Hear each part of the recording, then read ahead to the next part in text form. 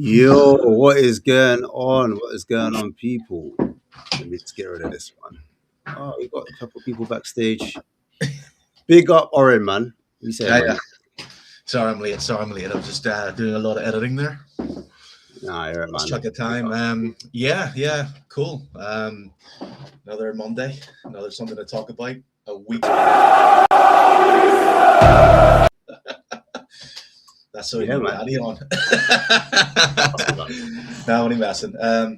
Yeah, it's 3 players gone in the weekend. Just. You say you're excited by that?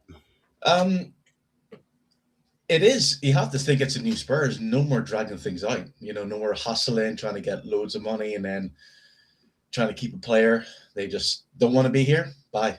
Take a loss. And I know fans will be saying Romero went the cheap or Spence went the cheap. I understand that. But this is Europe they went to. I would rather have them go for the price to another country, to another club, than selling Romero to 70 million for United or Spence to another club in England. They wanted to go, and so there was no keeping them, and Vicario getting a loan move. I don't think that's 3 players who didn't want to be at the club have gone. Whether we like it or not, that's just we got to deal with it, That's it. I hear it, man. I hear it. Yeah. It's different to how it was before. You're right. Dragging out deals, and then obviously that would prevent us from getting other deals through the door. So yeah, man, I hear it, man. But before we get into all of that, let me just get a few guests. We've got a few newbies coming in, people making their debuts. And before I bring them out, guys, please make sure you are liking, sharing, and subscribing. A little bit of housekeeping. Show me some love, but more importantly, show this guy some love. Dan, how's it going, man? How you doing? Thanks for having me on. Nice to be here. Love, man. Thanks for you being there as well, man. I appreciate another fellow Spurs man in the building. Okay. And we're going to get into all things Spurs, man. Don't worry, man. But bless up, man. Thanks for coming on. Also, another debutant in Chris. Oh, guys, wait, that's me. Big up, man. Thanks for having me on, guys. Big up, Oren. Big up, Ashmatic. And big up, Dan. Big up. I see you're doing your thing, man. I see you doing it on Instagram. I respect it, man. So I thought TikTok as well, bro. Whatever, man. Yes. And also, Mr. Famous, none other than Billy T in the house. How you doing, my guy? You good? Yeah, good, man. Really good to be on with this great panel. And thank you, man. We've done a lot of shows together recently, Ash, so I'm glad to be back on your one, man. Nice one, bro. Nice one. But yeah, man, listen, we might as well start the show with the game on the weekend. There was 2, obviously. First of all, did you guys watch the 2 games? Did you watch the Saturday and the Sunday? Yeah? Yeah. Cool. So we can chat about it a little bit. Oren, did you watch it? I saw the highlights, but hey, let these guys talk about it. You know what I mean? People have heard enough of my voice about games and friendly games. So let these guys talk about it. No, you're a guy that likes to watch the trading. I hear it still. But yeah, man. All right, cool. We'll start with the new guys. Let's just start with Dan. What was your takeaways from the 2 friendly games that you watched from that pre-season? Seeing the youth play, it was good. Many people that I saw, I was quite impressed with some of them. It's good to see some come through. Luca Williams-Barnett, I was very impressed with. I hope he can get a little run out, even if it's a little 5-10 minutes at the end, just to get him used to the big stage. I think that'd really be important, towards the end, to get him a little run out. It was good to see the defenders play together, Senesi and I can't remember now, the Brighton guy is my yes, it was good to see them play it with our goalkeeper. So I'm hoping to see a little bit more of our first team play. I was a little bit disappointed, to be fair, because I thought at least the last game we could have had more of a full team. There's quite a lot of our players not even kicked a ball yet during training. So I'm just hoping. I don't even know what team's going to come out on the weekend. I really, really don't. I don't know if Porro's just going to come straight in. Van der Ven straight in. I'm not too sure. So I'm a little bit edgy about it, to be fair. Interesting. So you think Porro's going to start? Yeah. I reckon he could start. I really do. What about Van der Ven? Because Van der Ven hasn't played either. Yeah, I'm not too sure about Van der Ven. More Porro than Van der Ven, definitely. And you said about Williams-Barnett, you think and obviously Mikey Moore played a lot of minutes. Did you see any of them getting like a start, or do you think could have playing? Do you think could have starts as well? Do you know what? I don't think Kudos start, but I think he could come on. And so then who starts right wing then? If Kudos ain't starting, who starts? That's what I was asking you about. Mikey Moore. If Mikey Moore doesn't go on loan, he could start on the right. You reckon Mikey Moore starts? Yeah, interesting. All right, I'm gonna come back, Baron. I'm just gonna get a few thoughts. I'm not gonna go too deep into it right away, but yeah, man. Chris, man, what do you think? What do you think? Friendlies. I thought the friendlies were quite good, to be fair. I thought the first one against Hoffenheim on the Saturday when we won 3-0. I thought I saw some positive, especially from Bergvall. I'm really impressed with Bergvall in this preseason. Matty tell as well the way he set up both the goals for Mikey Moore. Definitely showing some bright light there. Hopefully he stays consistent, because that's the biggest problem with Matty tell for me right now.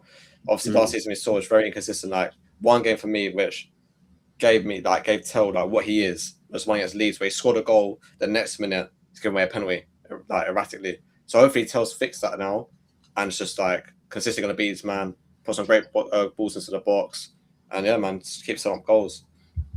And I was interested. I like lineup, man. I like lineup, and yeah, they're going with. So you're obviously we know most likely that Tell will start. Who do you see starting? Like same question in terms of like the back line. Well, I put so my lineup I went with my expected lineup is Kinski in goal. For Archie Gray right back, I just don't see him throwing Porrisha back into it, considering he's only come back 3 days max. Van Eckel I think will start.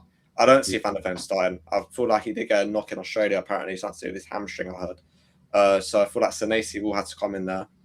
Udogie, no one even knows if he's back yet. So I'm going for Robertson left back. Midfield, I'm going to go for Tonali Fernandez, and I think Conor Gallagher will be in the 10. I think it's a toss up between him and Bergvall. I don't know. Depends what who De Zerbi prefers on the day, I guess. And I think the front three will be Tell, Richarlison, and Mikey Moore, because I think you can't throw Kudus in there. He's just returned back to full team training. Literally, 2 weeks ago, Kulusevski, after being out for 6 months.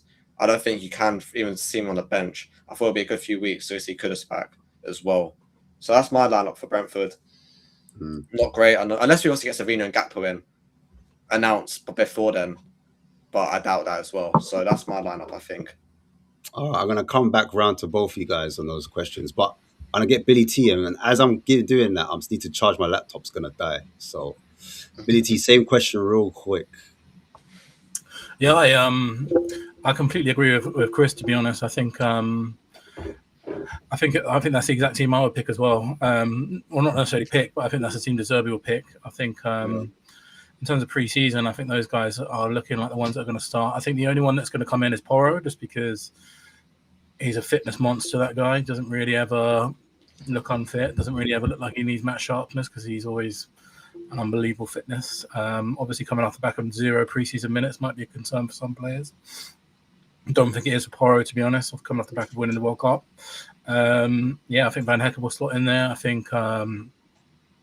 I can't see Van der Ven slotting in the same way. Again, I agree with Chris. I think it's going to be Senesi. I think Robertson will play left back. Yeah, same midfield as Chris. Same front three as Chris. I think interesting about Mikey Moore, I just feel like, 2 weeks ago, it was probably looking like he was on the plane I believe it was literally on the plane to Germany. He was about to literally go, and then he got a phone call to say he got to come back. I thought then he played against Getafe. Thought he was quite struggled against Getafe. And again, you're probably thinking he needs to go out on loan. Then suddenly he had one good game against Hoffenheim, and things changed really quickly. And now he's probably going to start against Brentford, which is a big turnaround, really. But it just shows you how much things can change. And I think Gakpo, Savino, I think we'll sign them both, but I'm not sure that'll be before Brentford. And I think even if we sign them tomorrow, I don't think that's probably enough time to get in the Brentford lineup. So yeah, I completely agree. I think it's interesting that Mikey Moore is just sort of fallen into a Premier League start when it looked so close to being on loan a couple of weeks ago. And I think he's generally struggled in pre-season too, but I think he had a really good game against Hoffenheim. It's all about momentum, really, isn't it? So he's going to carry that momentum through to the Brentford game, hopefully. And I think Spurs fans will have a bit of reservations about the front three being Tell, Richarlison and Mikey Moore, especially when you look at the work we've done in midfield to completely revolutionise the midfield. And Tonali and Fernandez is like a level up of quality we haven't seen Tottenham do in the transfer market. And then you look at the front three and it's a bit of a worry, but hopefully it'll be enough to get the job done with Brentford. Mad. I actually lost my laptop charger. Imagine, and my laptop's gonna die. Oren, take over, boy. Yeah, I guess it's like No, Late, I'm joking. All right. Go on. Bing. Yeah, it's just like because I did see the highlights and I did see Mikey Moore, and like it's odd because like I think Mikey Moore is the type of player who needs like a run of games to get up to the level. Like he started off slow, then he adapts, but he did play on the right, which I think that's probably his best position. I think Tonali did well, Zanassi, and from what I saw, Van Hecke did well. And I do think that the likes of Madison, Kudus, and Nicky van de Ven, they'll be eased back in. So with Porro, I think that De Zerbi understands that a lot of the big teams are not going to be maybe playing their full squad straight away. So to ease these players in. But a surprise one is Bergville. Like he's playing Bergville a lot. And I wonder if he looks at Bergville as someone who, like Conor Gallagher's energy, we all know that, but Bergville has energy and technical as well. So whether he plays Conor Gallagher first and then brings Bergville on, because I don't think Bergville's going anywhere. So wait. Are you saying Bergville on a 10? Is that what you're saying? Well, it looks that way. It because when he played against Hoffenheim, wasn't it Fernandez? Who played in the 3? Was Conor Gallagher in the 3? So no. So the first game it was Tonali. Tonali was in the midfield, and Bergville was his partner, and then it was Conor Gallagher in the 10. And in the second game, it was a mix-up because Maddison was there, Sarr was there, but then you had Fernandez and Bentancur. So it was like a mixed mash of the midfield. We had no striker, so Maddison was playing false 9 at times, and then at times it was Sarr. But yeah, it's interesting you've gone for Bergville in the 10 because obviously everyone was or Conor Gallagher. Again, it's really looking at the whole like football and how it's changing again, because I remember we talked about it last year as well, how like when we think about the traditional number 10, he's short, he can dribble past players, he's like a Hazard, or even go back to Zola, Mata, all those players, even you had Foden as well, like who's gone off the boil. But if you compare the number 10s now, like Jude Bellingham, he can like easily drop back and defend. It's more physical and tall. So I think like number 10s are sort of changing. They're no longer about dribbling and being quick feet. It's more about power, pace, getting into the box. So it'll be interesting like to see who he plays. But yeah, we'll find out. So it's very interesting you said that about number 10 because I've got a guy here called Mr. Box Office. Big yourself up. Welcome to the show. I think it's the right time to talk about Maddison because he played 45 minutes and I feel like the fan base are like, raw, he only played 45 minutes. What's going on? He should have been playing the whole 90 minutes because Fernandez got 90 minutes. Obviously, the other players, Bentancur got 90 minutes. Sarr even got like a lot of minutes as well. But Maddison came off. So there's been a lot of talk about him being captain as well. But then people reading into the armband situation. Archie Gray had the armband. Can we read into that? Then Ben Davies had the armband. Can we read into that? What's going on with Maddison? Like, is Maddison going to be that number 10? Like, I said it to Box Office, but I feel like everyone's got an opinion on this one. So I'm going to start with Box Office and then, well, it's an open forum. What I'm going to say is this guy's missed 70 games. Good evening, everybody. Good evening. I don't know if this is going to be a funeral or is this going to be joyous. I don't know. But, we have to wait and see. But like I said, this guy's missed 70 games. Listen, I'm not saying this guy is not a great player in terms of creating. No, I'm not, because I wanted him. I wanted him at the club. When I saw him at the Tottenham Hotspur Stadium, because I was looking at Leicester. And I liked Tillemans. I liked Maddison. I liked Barnes, and I was getting jealous of what they were doing. And when I saw Maddison at the Tottenham Hotspur Stadium, that game that they won, what is it? I think 6-3, we won 6-3 or something like that. Son had a brace. Maddison was magical as far as I was concerned. I said, I want that guy. But one Leicester fan told me about him, and he was absolutely right. He gets injured too much. He misses too many games, and when he plays, he has half a season or maybe a couple of games, and then you don't see him. So for me, you can't rely on him this season, because what I'm going to hear this season is we've got injuries to our best players like Maddison, Kulusevski, who's done for me, who's got the same injury that he had with Ronaldo. Don't get me started on Kudos at the moment, because I think I still need to see him on the pitch first before I can start looking at him, start talking about him. And Alderweireld a waste of space. So, for me, I think we need players that are going to be reliable. And Maddison, for me, is not reliable. That's me. That's my take. Does anyone agree with box office before I go any further? Does anyone agree with the Maddison take? I agree with him. I agree. However, I think he's trying to bring him back very, very slowly because he's that delicate. So I'm hoping we can build him up and we can get him, introduce him to a few games. But I don't think he's going to be like how we want him to be at all. He's going to be trickled in. If that's the case, why not sell him then? Why the club keeping him around, and why are they looking to make him captain? Does that make sense? I think he's got good leadership skills. He's been in the dressing room all the time. He's a kind of a fan's favorite. I reckon one more season and he'd be gone.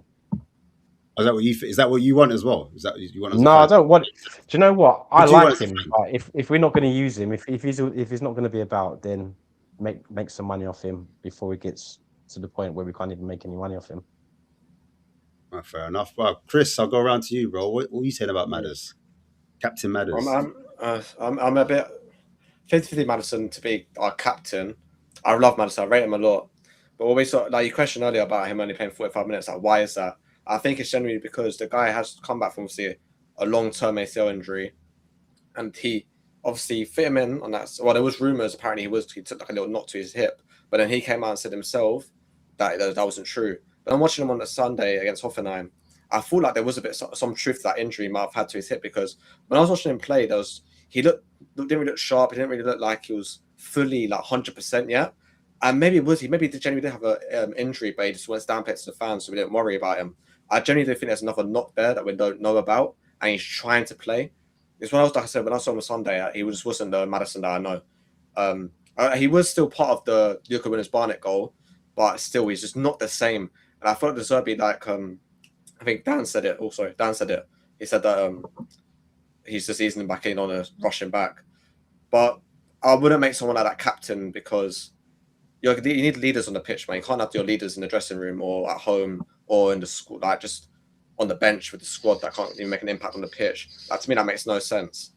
So I don't know. I'm torn on myself. I'm 50-50 for a minute. I don't know, to be honest. No, I respect that, man, because it's not a look. I feel like if you back Maddison, you'll get accused of being sentimental, and we just need to get rid and just cash in and buy a new player. But then there's the other side that you look at Maddison, you can see there's quality, but you have to be, as a Spurs fan, because we've been burnt by injuries so much. Yeah, it's like, do you take that risk? Do the club take a risk? Does De Zerbi look at him and think he's worth that risk? But obviously, he's the gaffer. He knows what's going on. He sees him in training. We don't. We only see his fans. But see, for me, if you're saying that the way you put it like that, then why don't we go sell Destiny Dogi? Why don't we sell Odegaard? Why don't we sell all these players that have been injured for long term? Like, that's how I put it in my head. Like, but then again, it's harsh to them because of injury. It's just harsh, and I feel like, for me personally, I'll give you Dogi one more season at least, because he's young still, and for me, he's a top fullback when he is fully fit. But with Maddison, he's come to the latter stages of his career now. I guess he's turned 30 years old.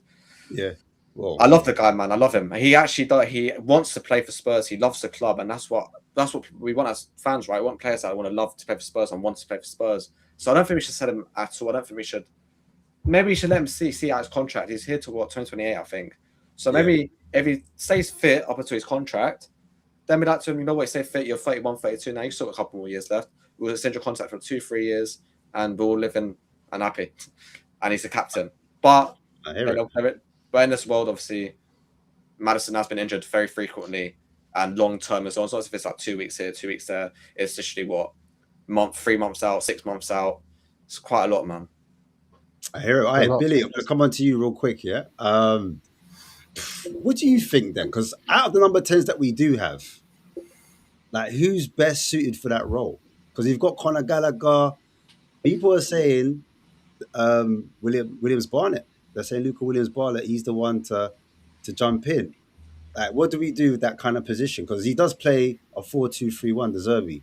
And so that third person in the middle, who should that be at the moment? I think that question is an interesting question because it depends what version of James Maddison you have.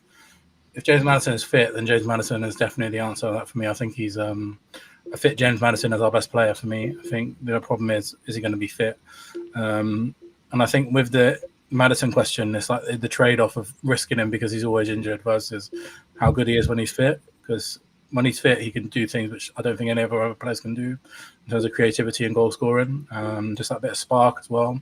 I think in terms of selling Maddison or looking to move on Maddison, I think this has got to be his last chance at Tottenham this season.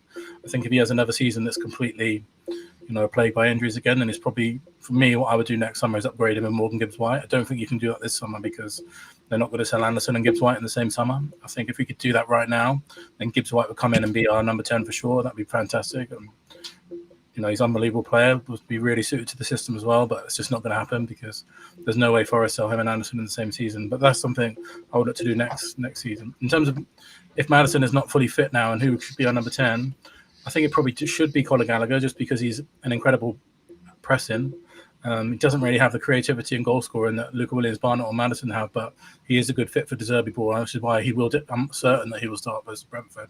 Conor Gallagher. I know it's not a fashionable choice, and I know he's not going to go and ping a through ball through like James Maddison can, or beat three players and score a goal like Luca Williams, Barnett might do in the future. But he's tactically a very good fit for De Zerbi because of work rate and what he offers off the ball, I think. But I think in terms of Luca Williams, Barnett, we have to be very careful this season. In fact, I think he should get opportunities around the first team. He should train with the first team, and if he can come on in games, that's brilliant because like the Charlton game is a really good opportunity to start him in the number 10 role, see what he can do. And I would keep him around the first team as well. I wouldn't put him on in the under 21s. I'd have him on the bench for Premier League games. And then obviously the funny thing about Tottenham is we've also got Xavi and Kulusevski who can both play 10 as well. But again, long-term injuries. So we have a lot of players that can play that position. Most of them are not fit. Most of them are coming from long-term injuries. But I think if everyone was fit, then James Maddison is by quite a distance our best number 10 for me. Oren, what are you saying about this Maddison thing? Because you just mentioned possibly Bergvall. Would you change the system to if Maddison's not about, or if he's not a viable option, would you just rather run like two midfielders and just do like a 3-4-3, or this is another option? You have a 4-3-3, so you've got a flat midfield three where you've got 2 8s and a 6. You know what I'm saying? Yeah. Not really, because the system's still upheld. And like I say, Conor Gallagher can play as a number 10, or Bergvall can play as a number 10. They might not have the traits of what Maddison have, but those are things that maybe, like I said, Maddison, as good as he is, the one thing, even when he was playing, he's a kind of player that every time he makes a pass, he makes me hesitate a little bit because the way his knees bend, the way his hips move. And it's not something that he can correct anymore. It's in his DNA for passing the how he passes. And I think that's what leads to a lot of his niggling injuries. Xavi to come back as well. We don't know how good he's, good or bad he's going to be.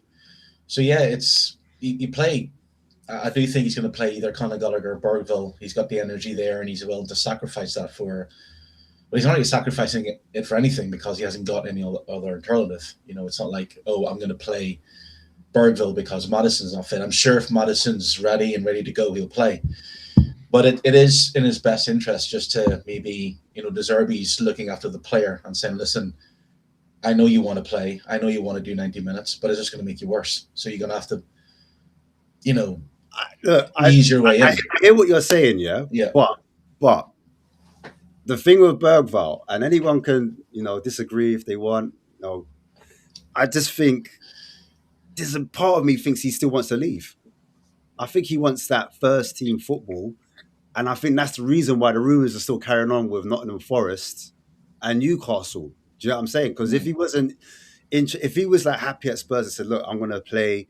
I'm happy to stay with Robert De Zerbi. I'll chill on the bench if I need to," then those rumours would be quashed. Do you know what I'm saying? But for me, the rumours are still hanging about. I just got a feeling like he thinks he's the main guy right now, and he says, "Right, you know what? If I'm not playing like starting once a week, then I can't see me developing and getting that many minutes. Whereas if I go Forest, I'm going to be the main guy there." Do you know what I'm saying? So I don't know about this whole Bergvall thing. Do you know what I'm saying? Long term. No, it's not long term though. It's nothing to do with long term. It's short term even though. It's short term. And if Bergvall goes, I mean, you mentioned Sarr. He's still there. I'm not saying he's a number 10, but there is alternatives there. You know, some people are saying to sell Sarr. Some people think Sarr should go. Like he's one of the midfielders. Again, that's the thing. Spurs are overloaded with midfield, and they're overloaded with like players who are still injured. It's going to be very interesting to see what they play. Like I don't know when the transfer window closes. Like is it a week after? Oh, it's September the 1st. So yeah, I mean, there's still going to be a week to go, and maybe Bergvall goes, maybe Sarr goes. But again, it's about replacing those players. Spurs shouldn't be selling these players just because they want to go and then they're short. Waiting for players to come back, because that's the same thing they did last year. Does anyone else think that Sarr could play a role? He shouldn't be sold. Is people thinking, right? You know what? It's just time. Bye-bye. See you later. Bye-bye. See you later. Actually, no. You know what? Go on. You speak. Box office, bro. Got to go for me. I'm just saying. Bye-bye. See you later. I don't even know why Bergvall's still here. Honestly, 45 million. Snap your hand off. Bye-bye. See you later. I thought we were doing a new project of getting Prem proven or getting players that actually know what they're doing. Or saying that in terms of squad depth, innit? In terms of like, because we face so many. He don't give me depth. Honestly, I don't know what we're doing here. Honestly, I really don't know what we're doing here. I could get Barnes. I could take Barnes. I'll take some of the Aston Villa players because they're selling players because they've got FFP problems, right? We could go to bloody Italy and get better players as well because we can bully them, right? I'm taking it from Danny, right? And we've got the biggest advantage right now, and we're still playing Bergvall, bloody Archie Gray. I'm sorry, what are we doing here? You know what I mean? I mean, you want the advantage. We're complaining about Man City and all these other teams, right? And what we're doing here, listen, that's just for me. I can't do this. And then we still got Richie here as well. I don't even get me started on him. But you know, that for me, we should be getting. If he wants to go, let him go. Sarr doesn't fit the squad because Danzo doesn't fit the squad. Why are we keeping Sarr for? I just don't get it. Yeah, no, I hear it. I think what it is the concerns of that, because it's becoming so late in the window, we've got other pressing issues at the moment. So everyone's so that's planning then. If we don't we don't get the striker, then this whole transfer window is a flop. So well, this is why you should have your first target, second target, third target. But we've been going for Savinho, who for me is no better than Alderweireld, because as far as I'm concerned, I don't think he's that great. I disagree. You have to watch Savinho to know how quality he is. Omar Mamouche, I'll take Omar Mamouche, and I don't mind Cody Gakpo, even though I called him bang average in my top 5, best worst of bang average. But you know, I was only going on last season, but he does improve what we got. But I will not. For me, like back onto the midfield. For me, I think I do think we can do better. I think there's players out there that are solid. Be fair, we spent obviously 100 million to be fair to the club. We spent 100 million on Tonali, and they spent 85 million on Fernandes. Do you know what I'm saying? But we only spent But if we look at the figures, I'm not a maths guy. We sold a lot. We sold a lot. Yeah, to compensate in it, but then now we're looking at other areas to strengthen because we've done the midfield, which is the starting 11, which means the other midfielders that we did have, they've been pushed back. So then maybe next season we start to address getting rid of some of those bench players, if that makes sense, or not. Or am I speaking madness? Yeah, I'm happy with our midfield options, to be honest. I think because we've got 2 excellent starters. I think Bentancur Gray, Bergvall are absolutely fine as depth options. They're not going to be playing many games, so I think that's fine. We've upgraded the first 11, which is what you want in a transfer window, right? This is Archie Gray doing really well. What based on what? No, you can't I didn't say say that. I say he's going to be. I say he's a fine backup. No, I can't lie. I'm not taking no Archie Gray on backup. But what is he good at doing as a backup? Because as far as I'm concerned, I don't think he's doing any better than what Gary Woods did. Let me ask something, yeah, Box.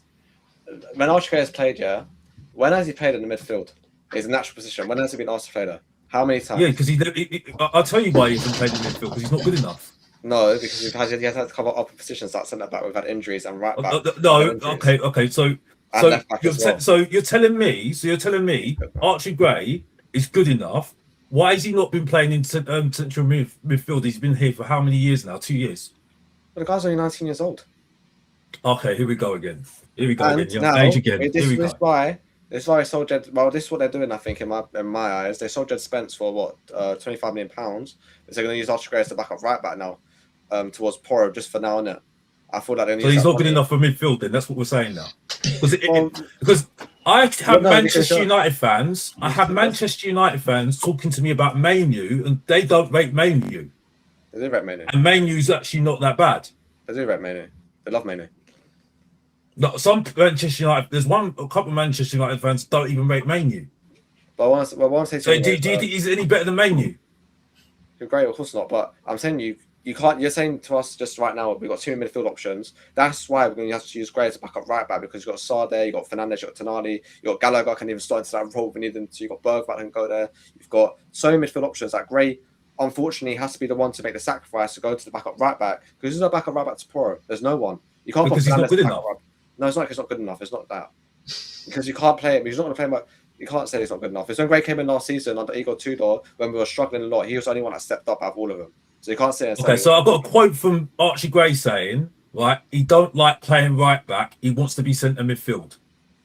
When did he ever say that? He has to wait for his turn, though, right? He has to be integrated. He can't do much about it. For 2 years, he's been in 2 years, and he needs to be integrated. But he's young. And why is it taking Wharton only 5 minutes to be in Crystal Palace team? He's the main midfielder then. And he came for the championship. The difference is that you're forgetting, Alex, is like when you mention those players, Archie Gray, those players. If you put those players in a Spurs team for the 2 years that have been driven with injuries, finishing 17th, we haven't seen Archie Gray in a team that's been functional, and I can understand where you're coming across as saying that in central midfield he's not good enough. In a way, he isn't at this moment in time, but he hasn't played in a team in a midfield that has been good around him.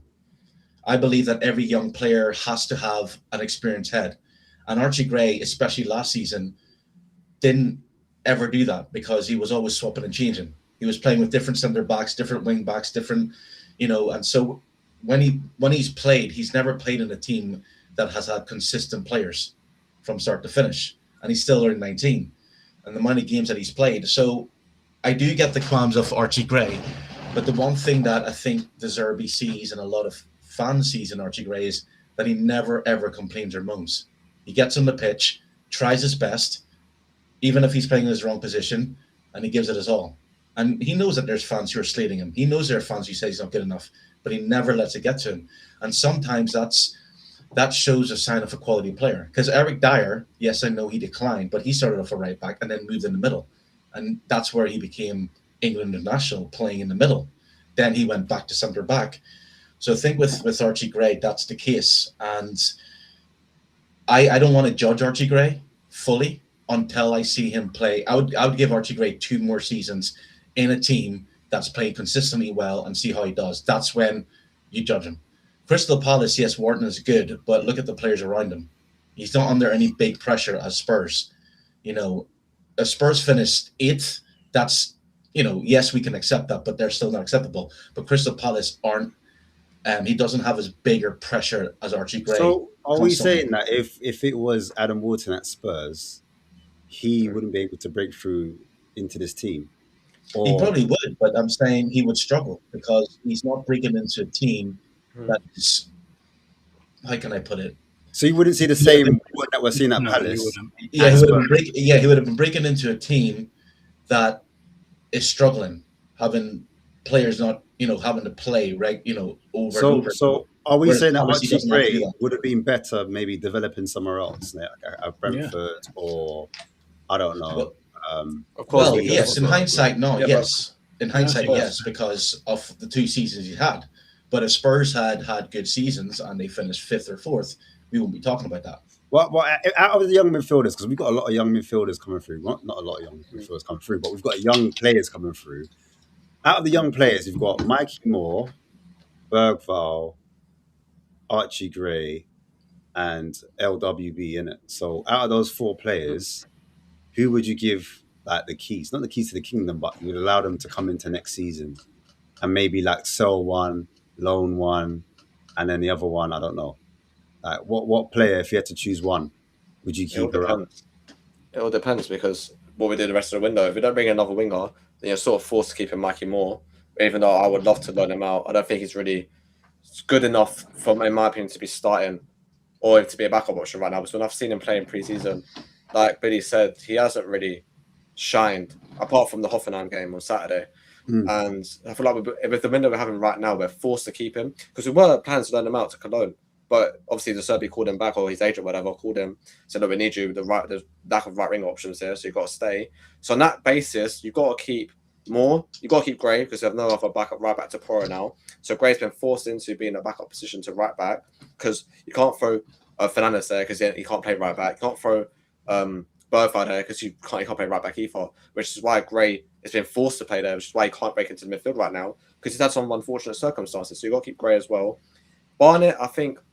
Right now, we can't be loaned out anyways because he's too young. I think it's until January he has to get to be loaned out, so we have to keep him as well. Bergvall, I would sell, I think, because if he does truly want to leave, and De Zerbi is saying if you want to leave, I want you gone, then get him gone as well. Get Bergvall gone, and that's it. And then who's off one? Bobby and Barnett. We said, yeah, I'll cover that. I think in terms of the young players, if you sort of think about their ceiling versus their floor. I think Luca Williams-Barnett has got by far the highest ceiling of any of those young players. But that doesn't mean that he's the one that we should, be playing for next season. Obviously, he's the youngest as well. I think Archie Gray has got the highest floor because he can currently fill in at right back and fill in at centre back and fill in at centre mid.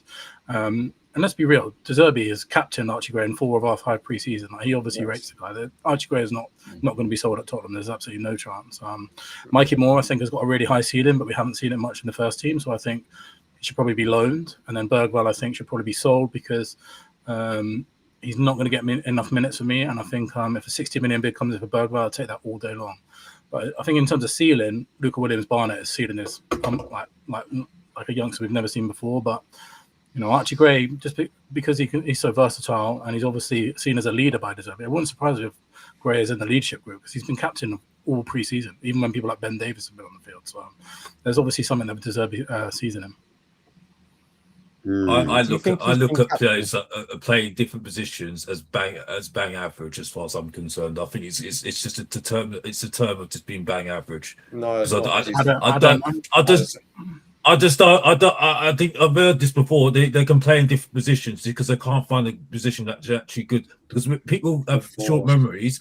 People were not liking Dyer, right? I know he had a good sort of period as centre midfielder under Poch, and he played a little bit under Mourinho, but we were criticising him so much, right? We were criticising him so much, and if we had the time to give Archie Gray the time, why do we not give Ollie Skip the time then? We did give him time. You know what I mean? Well, Ollie Skip played quite a few games, to be fair. Ollie Skip was definitely we tried him out for years. They failed. They declined. With Archie Gray, what I'm telling you about Archie Gray, you're saying that plays a bit more positions, and that's great. But he's been forced. We've had no, when he's been playing at centre back, we had no other options that could even go there to even replace an injured Fernando Romero. Or when we had we had one game, Emerson Rowery playing at centre back at one point. So with these injuries we are having, and this rare injury disgustingness we've had in the last couple of years, Gray's been forced into playing at right back, playing at left back, playing at centre back, because we have no one else there. You don't want to see the lineup put Bergvall right back, Gallagher left back, or anything like that, are you? It's just the only one that can play there because he's the most suitable one out of the lot. It's not as if he's a natural right back or natural left back or natural left back. He is a natural midfielder. We saw that under Tudor, especially that game against Atletico Madrid where I thought he shined. And you guys, I think you're forgetting that he actually has quality. That's one game. Huh? One game that didn't even matter. That's one game that he's played midfield. His natural position. one game that didn't even matter. That's the one game. That's one game. Atletico Madrid actually won, so we're going to discount one game in Champions League. We could have won, and you say that it was one performance. You're not understanding my point because that's the only game he's actually had a chance to play midfield and actually have a free role in the midfield. Yeah, but that's why, because he hasn't been good enough. That's what I'm saying. No, if he was that good, well, you're not understanding. He's been forced to play right back, centre back in these positions. You think we had a fully fit squad, he wouldn't get a chance here and there in the main team to prove himself in his natural position? Of course he would. Our midfield was crap last season, but because so I'll ask you a question. Yeah, right. When he was in midfield under Igor Tudor, how many games did he win? Well, 1-0. Okay, cool. Don't need to say anymore. Yeah, but come on, Alex. You can't put that down. No, I'm just saying. I know you have a thing. Again, we've put up the point. Archie Gray I've watched football for a very, very long time. Lots of games. 42 years old. Been watching it for a long time. World Cups, other teams. I have never seen a player who starts off as a right back. It starts off as a left back, then got moved to the right back, then played right winger, then played left winger, and then 4 different positions in all one game because he had to cover. And yes, you're basing him on what you think a midfield should do, and that's fine. That's brilliant. But what Chris is saying is that we haven't seen him given a run of games in that midfield in a good team. All those players, there's very Archie Gray is the only player that people could say last season could hold his head up high. No other player in that team could say that. They were injured, they didn't perform. Some probably faked injuries. They bitched and moaned about the club, about not transfer this and everyone getting sent off. Archie Gray stepped up. Archie Gray was the one consistent player who played, and for someone who's 19.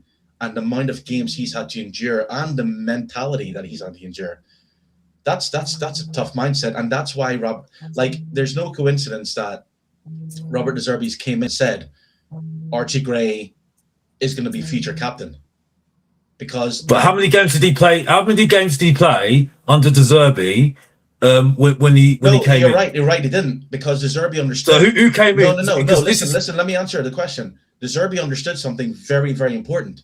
He understood that you play Archie Gray in there in the last 7 games where Spurs need to get something, and basically the fans will turn on him. Fans won't turn on Bentancur as much as they will turn on Archie Gray. They won't turn on Polina as much as to turn. So basically what he decided to do was he went for experience all across the board. All across. Bergvall didn't get games. No player under 19 got games because he went, I need experienced players. Archie Gray experience. Archie Gray is an experience. But what saved the day for Tottenham, though? What saved the day for Tottenham? Which one is still at Tottenham and which one is about to be sold, though? De Zerbi would rather keep Gray than Bentancur. Almost certainly. Bentancur played in the second string team. De Zerbi didn't even buy Polina back. But, okay, we can do this, but let's be honest here. If Polina wasn't in the squad, we would be relegated by now. Yes, but that's exactly that. I know exactly, but that's the point. We would be relegated, but that's we would be the championship. That's the point being made. He played Polina, who again a lot of fans didn't think was a good idea when it was Polina and Bentancur because it was too defensive. But that's the reason he played those two over Archie Gray, because he went for experience. And it wasn't like the whole team. Like I remember the last game against Everton, Bentancur wasn't good at all. It was Polina. And I often looked at Polina and Bentancur, and there's no communication there. And I kept on saying last season as well, you put Archie Gray next to someone who can talk to him and manage him, like a Tonali, or even a Fernandes, maybe not Fernandes, but Tonali, and that player shines. But right just on that, though, just on that, I know the point you're making, just on that, and I'll bring Dan in as well. Do you think Archie Gray, because they're not far off in ages in terms of Fernandes, do you reckon he can get to a Fernandes level? Where, Fernandes is highly rated, people are putting Fernandes in with Bentancur to start. Will Archie Gray get to that level if he's the future captain? Is he going to be better than a Fernandes, or is he going to be at that same level? That's all of us. Yeah. No, Dan. Okay. I would agree. Yeah. I mean, the thing is, he's so versatile. I don't know what his game is, whether he's one of those people who pass through the lines, whether he's more of a defensive player. I still can't work him out yet in the centre, what his true strengths are. But he's so versatile. He could pretty much do. He's got that music on. Aye. Yeah, sorry, bro. Go on, carry on. Yeah. So I'm not too sure yet with Archie. Yeah, I missed all of that. Hey, is that Oren? Is that you? What was I saying, bro? Hey, Oren. Yeah. Sorry. Hey, Dad, you're gonna have to run that again. So I was hearing that Arabian Nights when you were talking.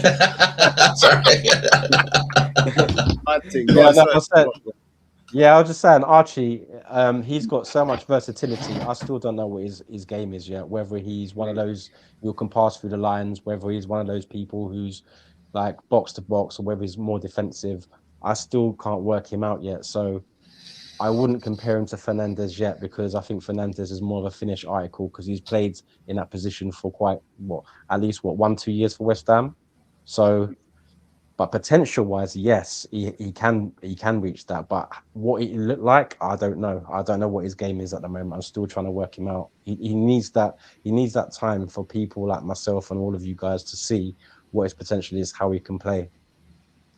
It's the thing, though. I hear what it's whether we have the time and as a fan base the patience, because we finished, let's face it, 17th twice, and I think these young players coming into this type of squads at this type of club is a lot of pressure for those reasons. So it's going to be mad to see. I think Archie Gray will do the right back thing, but to answer box office's question, I think how De Zerbi will play Archie Gray is that he will play as a right back, but he will rotate. Because I did see Bergvall play the right back at times, and then or play in the back three, and then what would happen was Archie Gray would drop into the midfield, so they would rotate. So it's similar to what Caicedo used to do at Brighton. Sometimes he would start as a right back, and then he would invert into the midfield, like you've seen it with Chelsea when they do it with Reece James, or even when you see Man City do it with their left back. I forget his name, man. The young kid that played for England. You've seen him. Yeah, O'Reilly. So that could be O'Reilly could be what Gray's meant to be doing, isn't it? But this season, I think we're going to have to take a closer look and see if he is of that level, because as soon as O'Reilly's come in, just to box office's point, you can already see O'Reilly's a quality player. Even though he's playing left back, he jumps in the midfield and you say, yeah, all right, cool. We know what he does exactly. And we know O'Reilly is actually a midfielder, but he's being played there at the moment to kind of blood him in slightly, innit?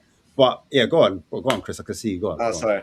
The difference between so the question you asked Dan originally was about Matis Fernandes and Archie Gray would be reach higher ceiling. Yeah. This is my question. This is my point back to you is that if you put Archie Gray on that West Ham side in the midfield constantly, I think Archie Gray does develop similar level. Maybe you never know. We don't know that for sure, but I believe he would. Yeah. And with the Nico O'Reilly point as well, who was Nico O'Reilly managed by? Yeah, Pep. Yeah, Pep, one of the best managers in the world, probably one of the best managers of all time, if not the best. We've had Archie Gray's been managed by Thomas Frank, Ange Postecoglou, Igor Tudor. No, you're three right. managers space of 2 years, and then obviously De Zerbi. But let's say if we're rating De Zerbi, sorry to cut you, if we're rating De Zerbi to that level, De Zerbi's a top coach. Everyone's saying De Zerbi's a top coach. Yeah, he is. So from this season, we should be able to have like a better understanding and say, right, like Archie Gray, is he off the level for Spurs, right? That's going to be that future captain that a lot of people are talking up for. Do you know what I mean? Yeah. Just to play devil's advocate. Yeah, and I think one big problem with Tottenham and youngsters, right, is because we haven't got quality in the team, we've had to rely on youngsters too much, especially with our injury crisis and especially with the last 2 seasons that we've had. I agree with that. But now we've got Tonali. Like, Gray is not a problem for Tottenham right now because he's not going to be starting in a position. He's not in the starting 11. So Archie Gray just becomes someone that can come in for Tonali on 70 minutes and do a fine job. He can come in for Pedro Porro 70 minutes and do a fine job. De Zerbi can coach him. He can come in alongside Fernandes. He can come into a settled team of a really tactical system. The problem is with Tottenham is rather than these guys coming in for someone who's better than like Tonali, Gray has had to start every game for 2 seasons. Tell has had to start every game for 2 seasons because we don't have the quality.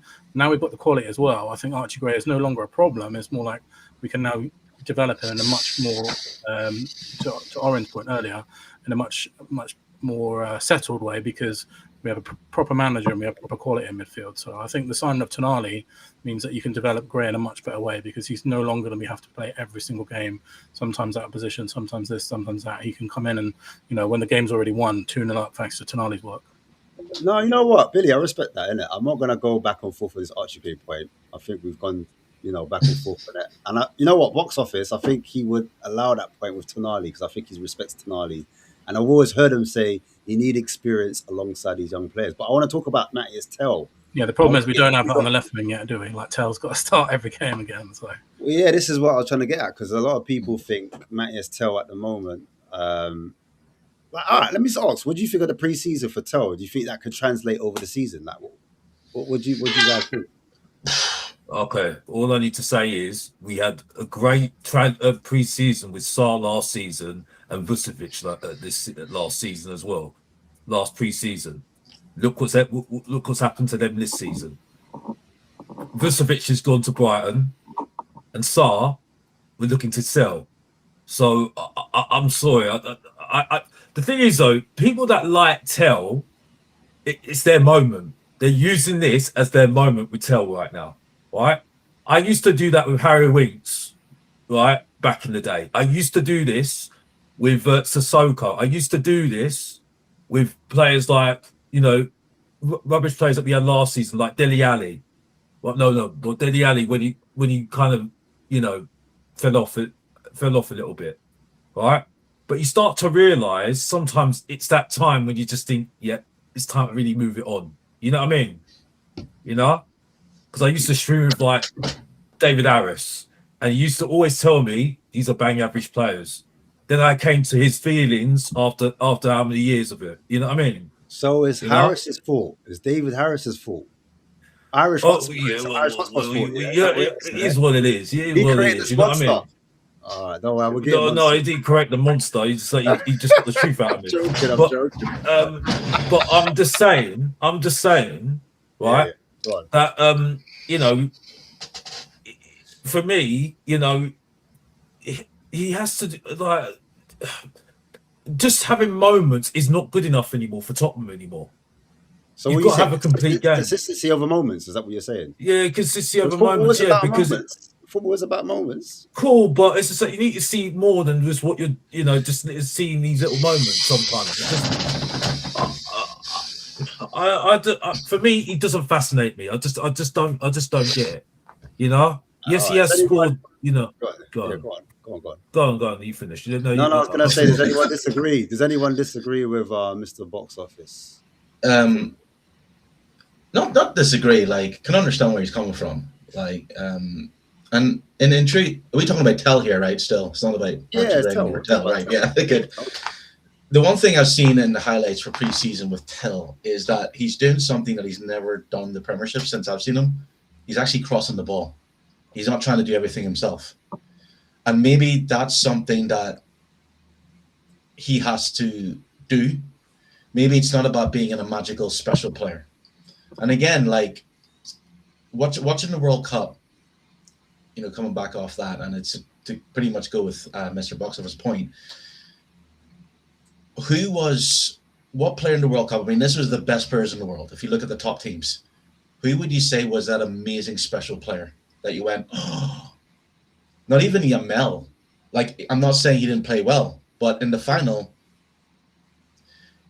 I think when we look at, we've been blessed with all of us here in the age where we've been blessed and seen a young Messi, young Ronaldo, Bojan, all these top players that were absolutely phenomenal. Like, we were looking at them going, wow. I don't think that's a caliber of players anymore. I think football has changed into more, like I was saying about the number 10s, it's about pace, technical, and just doing the basic, simple things right. And even looking at Bayern Munich, watching Bayern Munich because of Harry Kane and seeing the highlights, Elise, yeah, you hear great things about him, but all he did was run fast, cut in. He did the same thing simple. There was nothing amazing that you went, wow, like you didn't take on 10 players and chip the keeper like you saw Messi would do or something like that. Obviously, I'm exaggerating at that point of Messi. But I think what Tell has done, and I think that what De Zerbi has told him, is simplify your game. Get in a good position, cross the ball. That's your job. Don't get in a position and try and shoot, because then, you know, you've wasted a chance. Get in a position, cross the ball. If the striker misses or someone else misses, then you can give them a ball again. But you do your job. And I think that's what I'm seeing Tell doing. He's been less, it's all about me, and more, I'm going to play for the team. And that can only be good. All right. So far, anyway. You know, and there's no reason they can't keep that on. Yeah. All right. Cool. Does anyone else think Tell was good enough for Spurs, or do we need to like? I think it's. I'll give him one more season. I'll give him one more I think it's season. comparable to the Archie Gray thing, right? Is if you bring a better left winger in, like say Gakpo, then Tell can rotate. But I don't think he's good enough to start every single Premier League game for us at the moment. In an ideal world, you'd have an experienced winger that you can rotate with. I don't think he's good enough to be the line currently. Wait, I want to say the 1 more year thing that I just heard. I just think that's very harsh. You also forget. No, he's 8 months older than Mikey Moore. He's only 8 months older than Mikey Moore. 2021. Who remembers when Son first came into our team? He wasn't the greatest winger. He wasn't. He really wasn't. And it took him a couple of years to really settle into the Prem. And look what he turned into, a beast. So you have to give Tell time. And I feel like with Tell, what I'm looking at when I'm watching him play, there's a lot of nearly moments of Tell. His decision making is not the greatest at the minute. He does the right thing 1 minute, does the wrong thing the next minute. He can shoot. We've seen that he's got a very good shot power, a very good placement on his shots as well. I feel like he can beat, and with this preseason especially, and even previously in the Premier League, you can see when he's got on the ball, he's very direct. He takes on his man, he beats his man every single time. There's a rare occasion when he actually loses the ball. It's just the end product that people, like myself as well, get annoyed with. But I think with experience, and then obviously as he gets older, maturity, I think as time goes on, we will see the best of Tell. There's a reason why Bayern Munich fans actually rated Tell quite highly as well, in my opinion. And I feel like also we have forced him out of position a bit as well, because naturally he is a number 9. That's what he was before he came to Spurs. But we've obviously had to put him on the left. And for me, I think it's not working 100%, but I think it's okay. I do agree with Billy, like maybe not starting every single game, like bringing someone like Gakpo to like sort of put his arm around him and be like, look, this is how we die. This is how you do it as an experienced player, blah, blah, blah. I think in future, Tell will be that top winger for us. So for me, I see potential there. I do see huge potential there. And I do think people do forget his age in this scenario a lot. So I think age means nothing as far as I'm concerned. If you're old, if you're in the squad, you're good enough as far as I'm concerned. To compare this guy to Son is ridiculous. Son had the audacity. Okay, the audacity of comparing him to Son. Let's just kiss it right. He has similar. He has similar. I think right. You can okay, but when Son, we look at scored a lot more goals than he did. No, I'm not comparing him to. I'm saying to you that Son's first couple of years, he wasn't that great. The first year, he wasn't that good. The second year, he got good. Okay, we saw. Yeah. Tell's had 2 years already. No, he hasn't. He's had a year and a half. He had half a year. He had half a year since January. And three managers. Half a year January. The guy time. Time doesn't wait for no man. Look at Elliot. Alex, I don't know what has happened to you, but you have to understand that I don't know if you've seen Spurs and Glass. I don't know what's happened to you, but like any player that you criticize, like Tell and the young players, you have to remember he hasn't played in a functioning team. That's not an excuse. No, it does. It's not an excuse. No, it is an excuse. Because you know what? You know why you're saying that. Here's the reason, right? Let's put it in your example. Okay, I'll let you finish. When you go to work, when you go into work, right? Okay, whatever job that you have to have the best conditions. You're not going to go and work in a shitty place. Simple as that. If your boss asks you to do a job, you want to have the tools and the best possible ways of doing it. If your boss says, right, go outside and rake something. Where's the rake? Use your hands. It's going to take you longer. How come Harry Kane? Okay, so we're going to do this. Okay, let's do this, yeah. How come Harry Kane, right, back when Poch was in charge, right, his first season, when it was when we were not that great, when we had Adebayo and Soldado, right? When Pochettino got sacked, why could he work in those conditions then? Kane was tells Right, and when we had Lloris, we had Cabal, we had the bang average midfield, right? Young midfielders, right? And we want to do this. No. You're saying because the reason why Kane scored against Aston Villa, right? That saved Poch. Then he started playing, but by no means that season people were saying Kane was the answer. But that's the point. That's the point. So the second season, something happened at Spurs. Poch changed, and in the summer he got in the right players to help Kane. To help Kane. Then Kane flourished. But you're not recognizing the whole point though, Orion. I am recognizing the point. You're not recognizing my point because Till hasn't played in that in the functional team. Yeah. In the functional team, was playing in a functional team, and it still took Harry Kane. So you're telling me that was a functional team under Poch? The second season, first season, the first season he came in halfway, the halfway point. Yeah, it wasn't going to end up being fifth. We didn't know that was going to be fifth. The second season is when things really took off because Poch decided to rip up the Viral. You know, he played a team, and then you had Song, you had Eriksen. So then Harry Kane then came up. But let's be honest here, even that second season, people are saying Harry Kane is a one-season wonder. What Harry Kane exactly. Done, so this is the point I'm making. Yes, but he had a functional team because the next season had a functional team. Harry Kane had but that was because of Poch. Thank you for making that point. I understand. No, not because of just Poch, but I'm saying the players around him as well. Harry Kane never had a season at Spurs where he's had to play when Spurs have only had 11 fit players in the squad, in the whole entirety of the team. He's never had to play when he hasn't had makeshift centre backs, or maybe he has done. But the thrashing against Newcastle, for example, right? But this is Harry Kane. You're talking about Till, who's 21, and when Harry Kane was around that age, he was just coming. Harry Kane wasn't 19-year-old and 18-year-old banging goals in. 21. He was around 21, 22. Yeah. And then he blossomed into something, an elite player.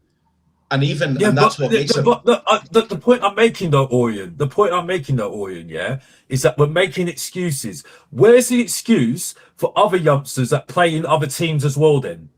Right? Well, but that's the thing. So do they have the same excuse that Tells has? You know what I mean? I'm sorry. This is the thing. Because if those players, like, okay, so if, like, Somerville, he got relegated with the West Ham. Yeah, I know that. Better than Till. I think Tell has the right attributes, right? He can be fine-tuned. I can see he's got lots of skills, right? He's got good ball control, he's got pace.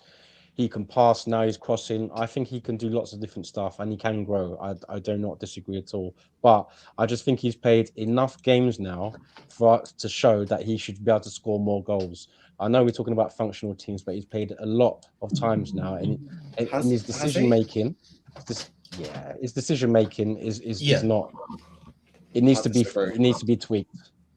All right, guys, can I ask a question? General question, and I haven't heard from Billy for a bit, so I'll ask Billy as well.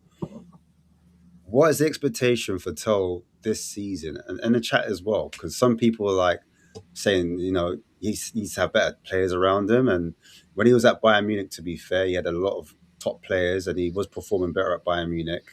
I think that's the reason why we probably went for it.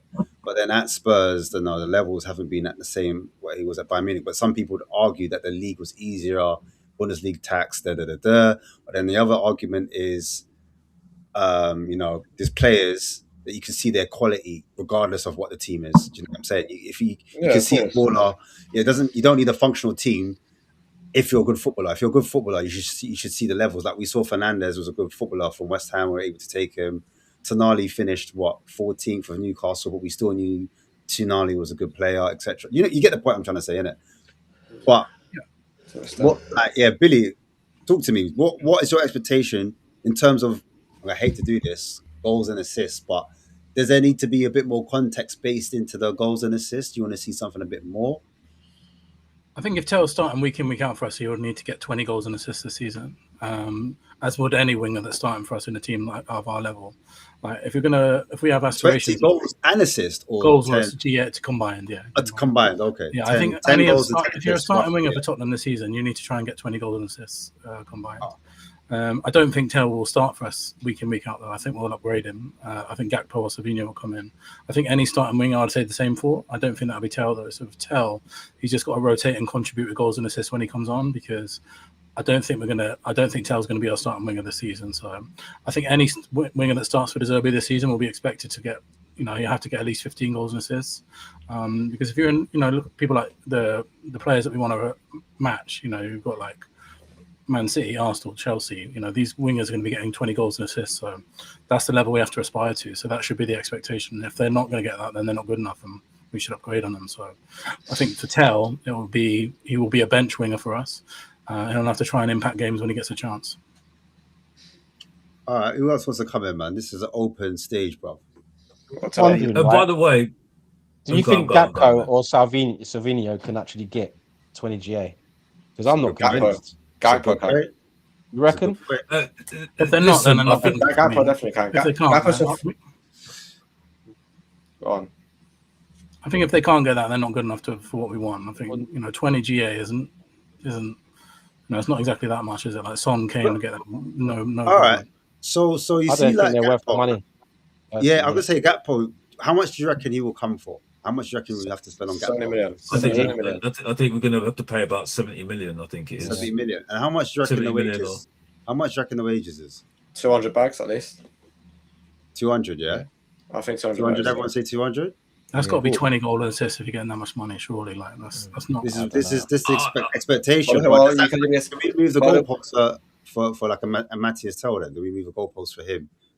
Because he's on less wages and he's younger. The thing is, though, if Tell wants to be in the squad, right? Because the thing is, though, we're going to have to be harsh with these players, yeah. Because at the end of the day, we've got a foreign problem at the moment with how many foreign players we're allowed in the squad right now. Okay, so for me, at the moment, I'm not feeling sorry for anybody who's not at that squad at the moment. You need to fight for your place, as far as I'm concerned, right? So for me, if you're going to fight for your place, you got to contribute, right? Okay.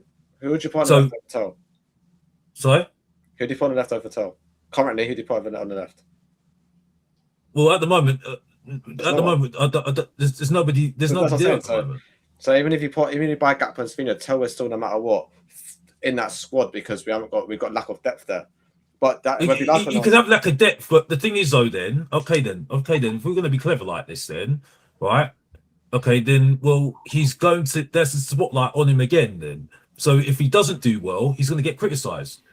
You know what I mean? And it's going to be on him, and it will be also on De Zerbi as well, because at the end of the day, right? If you're choosing to keep him, right, in a season where you've got the biggest advantage right now this season to do well this season to get at least into 7th place, which is not huge in the circumstances we are in the moment.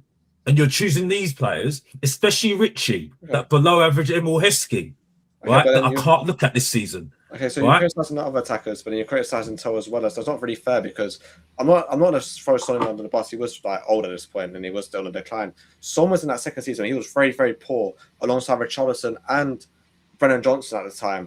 But no one really criticised Son because obviously he was coming to his career. We all knew he was declining. It's hard to carry especially as someone like Tell. It's hard to carry that attack. That you're criticising Richarlison as well as the other attackers we've got. So how can you go on to Tell, especially just to you can't rely on a 19, 20-year-old to carry that attack, that deadwood of an attack. Like you're saying to me right now, Richarlison's dead. Don't buy him for the money that you bought him for. Then we've done that though. So you can't like say. So exactly. So that's what I'm saying. So if you're going to buy him for that much money, right, I expect a lot more for you then, because unfortunately, when you commanded that money. Right, you can't expect me to feel sorry for you. I'm sorry. 30 million. If you could, it doesn't matter. It doesn't matter though. I don't know why we're doing this at the moment. Okay, if you're playing for a top team, if you're in the squad, you're good enough. What do you think? What do you think a top 6 winger should be getting goals and assists in one season? Okay, that's a good question. To be fair, I think 20. I think what you're saying, Billy, is fair. It's fair. You think any of our wingers are going to get that this season?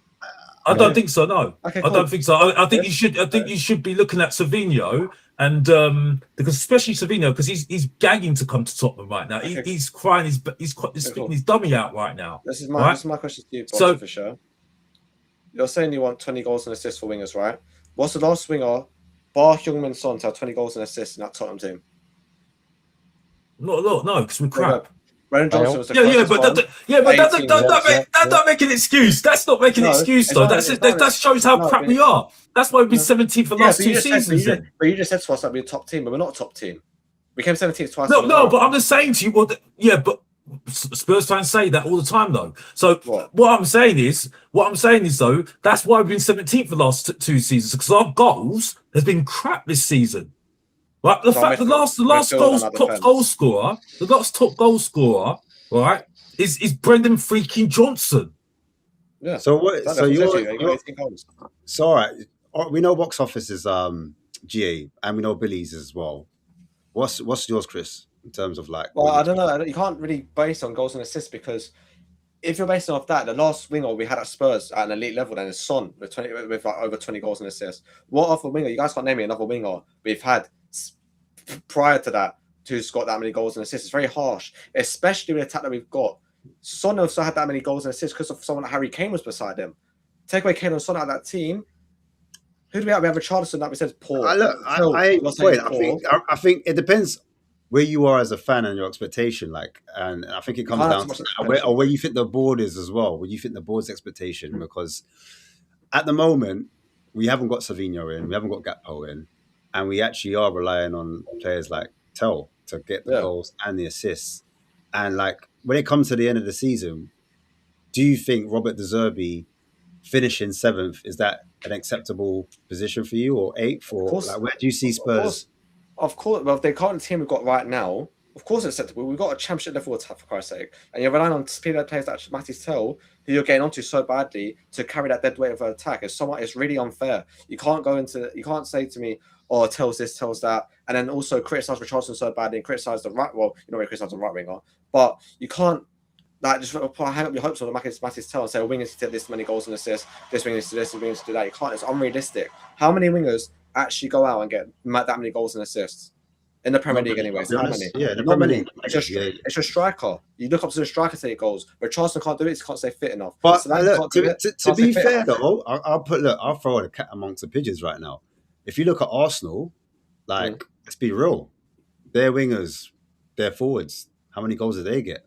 Trossard was a good one. Trossard, yeah.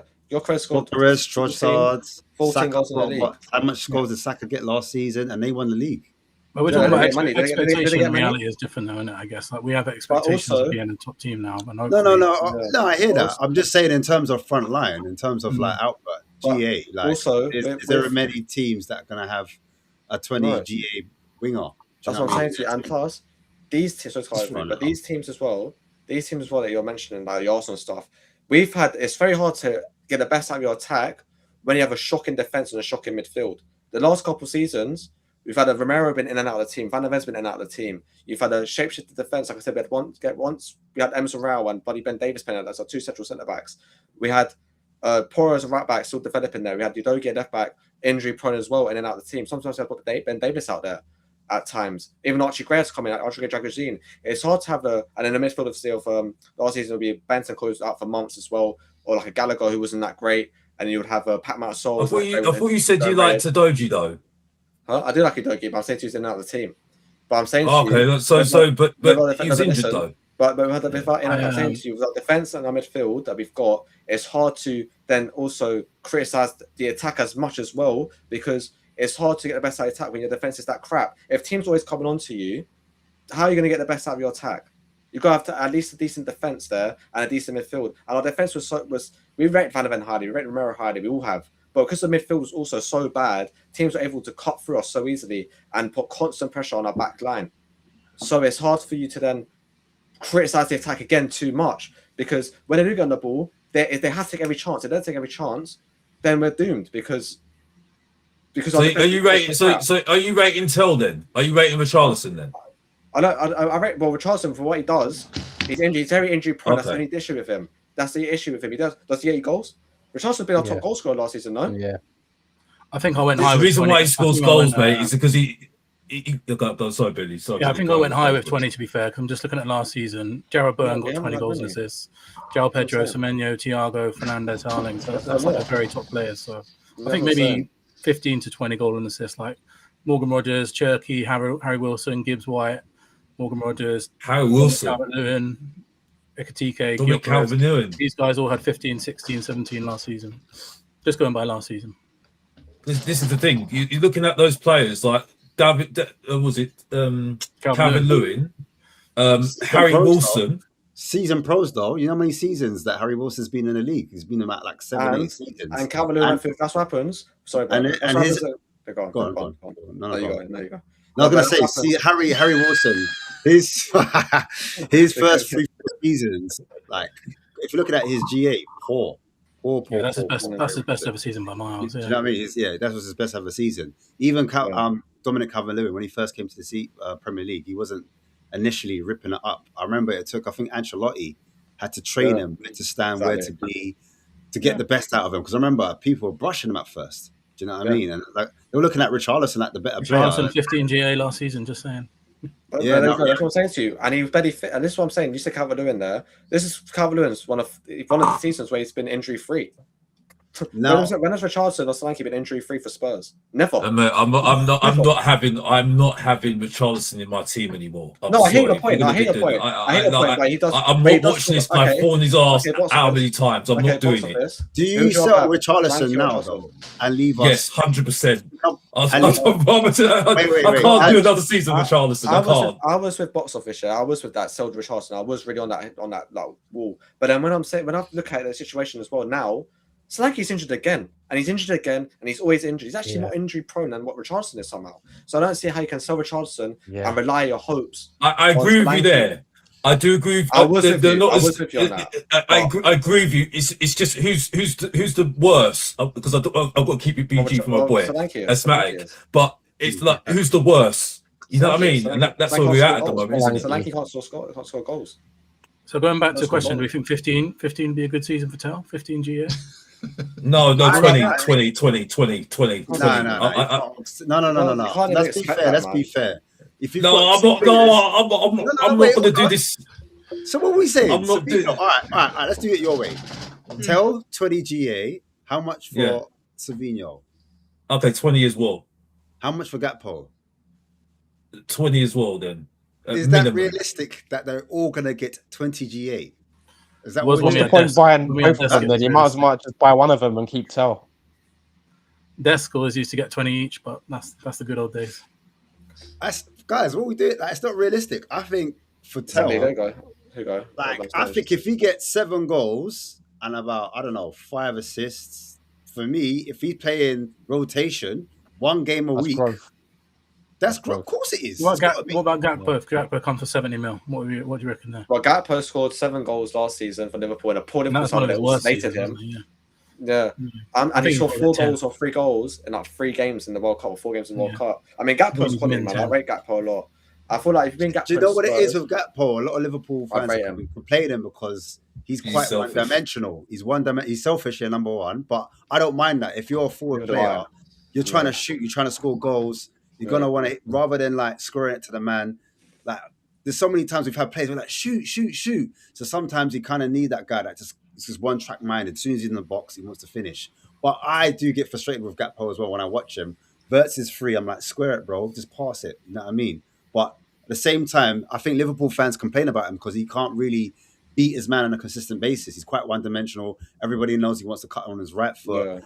And like 1v1, he's not like the demon like Savinho is. Savinho is the opposite. 1v1, 2v1. That's what Tel can't do. 2v1. If you double up on Tel, it's a problem. If you double up on Savinho, he can beat both of them. Like he's a cheat code when it comes to the wing play. But when he's inside the box, it's like he's got a puller foot. You know what I'm saying? The shooting is just, it's not there, innit? But when he was played on the left-hand side for the Spanish team he played for, if I my name, Girona, he was scoring goals. Like he varied his finishing. He cut onto his left foot, sometimes cut onto his right foot. He scored a lot more goals from that left-hand side. So I don't know if we get Gakpo and Savinho, where does that make sense? If you guys believe we're buying a striker as well, do you guys think we're going to buy a centre forward? Because that's what Fabrizio Romano came out and said that we're looking at 2 wingers and a striker. do you believe that? Do you believe? I do believe it because that's what we need. But if we do, but this is where I'm at. Yeah, to answer your question wholly, if we're going to bring in Savinho, we literally have to bring a striker because with Savinho in the first season we saw when Savinho was actually in game time. Honestly, if you go watch Savinho, go watch 2-3 games where he started for Manchester City alongside Haaland and that attack and stuff, and he was starting consistently. Go and watch him. He actually creates so many chances for the strikers as well, and he puts on the plate for Haaland so many times in that first season. I don't think people remember that too often, but if you go and watch him, he really does. His finishing could do a bit better, but at the same time, I think consistently being in the team, you get that. But if you bring in someone like Gakpo, I think you can get away with not buying another striker because I think like Gakpo is a guarantee of goals in my opinion. But if you're going for Savinho, then you have to bring in like a number 9 at least to help. But all right, do you think that doesn't matter if you just get the goals and the assists? Like the other parts of your game just gets thrown out the window because I remember Brennan Johnson. He was that. He just got goals. He got assists. And I think he got like 18 GA one season. But fans still weren't rating him. So if we're going to pay over 200 grand for Gakpo, but he's only getting the goals and assists, but the other part of his game shit. Okay, and we're paying big wages for him. Like, is that acceptable? I'm just asking a question, by the way. Okay, cool. But it's acceptable. No, but it's up to you. It depends where you are as a fan, innit? Because do you find Gallagher acceptable to break our wage bill at the time, 200 bags a week? Or 200 grand a week, sorry, and he didn't really offer anything at the time, anyways. Just a work all sort of ball. He made I don't rate the player, but he made a minuscule difference in terms of keeping. And at the end, at the end, he did. Yes, at the end, I agree. Yes. But with Gakpo, like you're saying, 200 grand a week, he needs to get a minimum sort of thing. I think Gakpo, it's not like Gakpo. Yeah, I feel like he is a frustrating player to watch. I hear it, but at the same time, he's guaranteed. I think for me, it's just guaranteed output, man. He's guaranteed output. And I believe that, like I said, if there's anything else got in the game, I think it does. When Brennan Johnson was scoring goals, he scored the most important goal for us in our recent history, man. Put the best night of my life. That Europa League final. So like, I feel like fans just don't know. I feel like Tottenham fans as well. I'm talking the whole fan base. Everyone has their own opinions. So I respect everyone's opinions. I just don't know if everyone knows what they actually want. Like we had Brennan Johnson scoring goals, but then he isn't good enough for Spurs. But then you have someone like Tell who doesn't really score goals, but beats his man constantly and makes things happen. Anyway, tries to at least. But he's all of a sudden he's crap. So I just don't see like how that. It depends where you're. It depends, isn't it? I don't know. But I think the main issue is fans don't know what they want. And I think what we have to remember is our biggest strength this season is not going to be a player. It's going to be our manager. Like it's going to be De Zerbi. So if we're in a system that is constantly churning out chances and winning games, it doesn't really matter who gets the goals and assists. It just matters that we're winning games. So I think, De Zerbi football is going to be our biggest strength. So yeah, I agree. The individual players not necessarily going to be as important. Whereas in a poor system like we've seen in the last 2 seasons, Brennan Johnson scoring 90 goals was that was what won us games. Does anyone think? Actually, let me ask Dan. Yeah, do you think Gakpo's coming? Because there's a few people in the comments think he's not coming. Do you reckon we're going to get 2 wingers? Do you reckon we're going to get a striker? Like, what's your thoughts? I think Gakpo's coming. Do you think Gakpo's coming? Yeah. I hear he's coming, but it's taking a long time. I hear personal terms are agreed, so I wouldn't if he comes. Personally, I'm not that bothered if he comes or not. Really, he doesn't shine a light for me at all. So out of the wingers, I wouldn't Morgan White, but I know who would you say moves the needle a bit more? Would you prefer Savinho over Gakpo? I would say Savinho edges it. Yeah, I say Savinho edges it for me. But I'm not. You say edge it then? It sounds like you. It sounds like you're not happy with either of those. So what makes it for not you? Not really, but I'll be happy with Savinho. Yeah, would you want a striker? Desperately need a striker. Number 9. Yeah, badly. Well, there were so many that I would take. Do you know what? I would take lots. I would take Watkins. I'll take Thiago. I'll take Osimhen. Grassi. There's lots of players that I'll take. I would prefer Premiership ones. I mean, I think Watkins was offered to us, wasn't he? I don't know if that's true. Yeah, he was apparently. He's 30 years old. He's still got a couple of years in him, at least 2-3 years. All right, I'll but definitely take him. Billy says something else though. He said about I heard you on Last Word on Spurs, Billy saying now he's. Oh yeah. Apparently he doesn't. He's not interested in Tottenham because he's a big So Arsenal this fan. is the thing I wanted to ask Billy, because I hear people screaming, "Why are we not getting Chollis? Why aren't we going for Chollis? See, Chollis was available." Blah, blah. Chollis did not want to come to Tottenham. There's a certain man that don't want to come. Don't take it offensively. Don't be offended. Because I've seen people say we should everybody sign Barcola, hates. but he's Don't got get no triggered as well. Don't get But triggered. Yeah? Barcola's not going to come to Tottenham, though. Yeah, exactly. Yeah, Huh? exactly. Because Some people saying we should sign saying Barcola, he's got no chance. no, we've got no chance, because the thing is, I think the difference is with these signings that we're looking at, Savinho and Gakpo, they obviously have had enough of where they are at the moment, and they're looking at Spurs as somewhere as just, they can get their chance to prove themselves again, isn't it? A new chapter for them. You get what I'm saying? Turn the page and start. Well, maybe that's not a good phrase to say, but you get what I'm saying. New chapter. You know what I mean? So I think that's why we've got the opportunity, but we're going to have to pay top dollar for them, because these teams are not going to, they want to get their replacements in, like Barcola and the other guy from France, I think it is.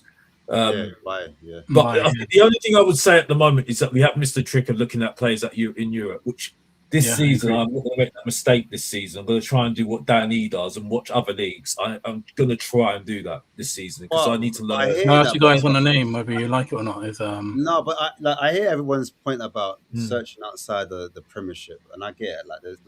That's what we did before, innit? We did that. We did the whole, even before we did the young player market thing, we were looking outside of Europe, innit? But they didn't bang in it. So but the we can run that risk again with our director of football. Go on, sorry. But the difference is, though, Ash, is that De Zerbi's got a specific system, right? So if they scout well and get players that fit that system, actually do research on that player, you could get a Krupi sort of player. You know what I mean? Because I don't look at Krupi and say, "Oh, you knew he's going to bang." But obviously, Bournemouth did their research really well, knew what players made him tick, and brought him in, and that's what happened. Do you know what I mean? It's like the whole example with Javi Simmons, like I said, right? If you watched him at wherever he was, RB Leipzig. He had Sesko up front. He had Depender making runs. When he comes to Tottenham, did he have anybody like that in the team? Under Frank. So what no. Is that bad? Is that bad scouting then, or is that what? Bad scouting. Because if we did the same thing again, actually, you know what, Oren, what do you think about the whole Europe versus Premier League? Because it's not about me right now. Yeah, it's kind of. I think Spurs have made enough errors to bring in. Last 2 seasons, all fans have been saying we need Premier League proven players. So bringing in players from foreigners like Tell, like Xavi, and all those players who are going to come in and struggle and wait. We need ready-made players. Spurs have done that this season, and now the narrative is Spurs need to look at European players. So can't win, The thing is with the whole transfer, whether it's Gakpo, whether it's Savinho, it's been the whole month. It's been over and over. And I think De Zerbi has said that he wants Premiership players. So that's what he'll get, and again, it's if you look at the attacking options out there, I know there's fans' favourites, of course, but I can't really think of a player outside or in Europe that would come in and just be like a superstar at the moment in time. I don't know. I don't do my scouting. I don't watch much European games, but the World Cup would have showed this. You know what I mean? So like I said before, it's making sure about getting the right players here. He can play the game. He can be physical as well. And that's my take on it. It's there's no more I can say, because it's just. No, Savinho's been linked with Spurs for 2 years now. So they have apparently signed and everything. So don't know what's happened there. But you're saying no one really light up the World Cup. But in my opinion, I don't know if you're putting to carry light on the World Cup, but in a position that we need, which is that left wing position, I agree. I think if you go look at someone like Quinones, I don't know how much he's earning in Saudi, but he scored a bag of goals in that Saudi league, and he even scored a bag of goals for Mexico in the World Cup. I mean, if you want to look outside of Europe, I mean, why don't we go see? I don't know what his wage situation is. It must be on like thousands and hundreds of thousands a week. Who knows? But if we look outside of Europe, we got to bring someone like Quinones who's going to bag goals. Then, no, I mean, I think he's got over 30. He's got more goals than Ronaldo in that league, and he played on the left hand side. I mean, that's out of Europe, and that's someone that lit up the World Cup, in my opinion. When I was watching him, not even just the goals, the way he could beat his man, he would create chances out of literally nothing, and be that sort of what's the word? Just play it sort of like the main man for Mexico and get them over the line. Up until fortunately, got out the quarterfinal, which he did score in, by the way. No, last season, which he did score, by the way. Do you think the club may change their approach next season? Maybe this was the baseline they wanted to improve in terms of like the floor. You know, we talk about the ceiling a lot. They just wanted to raise the level of where we were because we finished 17th twice. Yeah. But you know what? Maybe let's do the Prem. Go on, Lee. Yeah, and I think they've given full autonomy to De Zerbi, which I don't think they'll do necessarily long term. I think what would be ideal is you get a director of football to come in and work alongside De Zerbi. If that was me, I would get Pinto at Bournemouth, just pay him whatever he wants. I think he's unbelievable. I think his hit rate of players in the Premier League is insane. Like you get Rayan, Krupi, Semenyo, all these players, Zabrani, Senesi, all these players. And I think then if you have a really strong director of football to work alongside De Zerbi, that's good long term. Do you think, because from what I'm hearing, De Zerbi wants to work with director of footballs that he's worked with in the past? Yeah. So like maybe the Win Stanley guy, maybe. Yeah, that's what I'm hearing. So yeah. Like Pinto, I agree, but then it's almost like, do we need to get De Zerbi out before we get a proper scout or a top director of football in? I think we should build around De Zerbi. I think he's good enough to earn that, and I think if he's probably good. He's probably just about good enough to earn his own director of football choice. I think, generally speaking, it should be the other way around. It should be a director of football that's leading the club and a manager that's fitting the director of football like most successful clubs. But I think De Zerbi is a special manager, so probably aren't the right. All right, answer me this then. Because I hear everyone say the director of football point. Well, answer me this: if we somehow we overachieved, with the players that De Zerbi and the current board, whoever's bringing them in, do we still look at a director of football? If we got say we got third or fourth and we won a trophy as well, do we still have the same tune as football fans? We need to get, or do we have to respect De Zerbi and say, you know what, De Zerbi kind of knows what he's doing. Let's trust him a bit more for the second season to bring players in. I'm doing a YouTube thing, by the way. I'm just. For me, I don't think De Zerbi deserved. I think he got the golden handshake especially when he kept us up. Yeah, but so you don't think that's worthy of getting control? You don't think that's worthy? I don't think it should have been. I think the club should have had the director of football in, and I think the problem is now they've made the promise to him. And this is why we're not getting the director of football at the moment. Because I hear that, but imagine the ultimatum was to De Zerbi. Like De Zerbi said, look, I will manage the club, but on one condition: I have more control via the transfer window. And they were like, this is why I'm saying he's had the golden handshake. He's had the golden handshake, and I think that's why we're stuck with what he wants at the end of the day. Because if we go back on what he's saying, it's only going to go one way, because he end up maybe blowing up. You get what I'm saying? So I do think we're stuck with what we want, what he wants, because I don't think we've got any advantage here as a club, because look how we've done before he came in. You get what I'm saying? So I do feel we're in a position now where De Zerbi's got a lot of power right now. I think De Zerbi's got a lot of power right now for me, and that's why it's very unusual. Not many football clubs. There's not many managers that have that kind of power across any successful 100%. Football club. Arsenal, all the big clubs have directors of football that make key decisions. Really, like Arsenal got Berta. It's very unusual for a manager to have this much.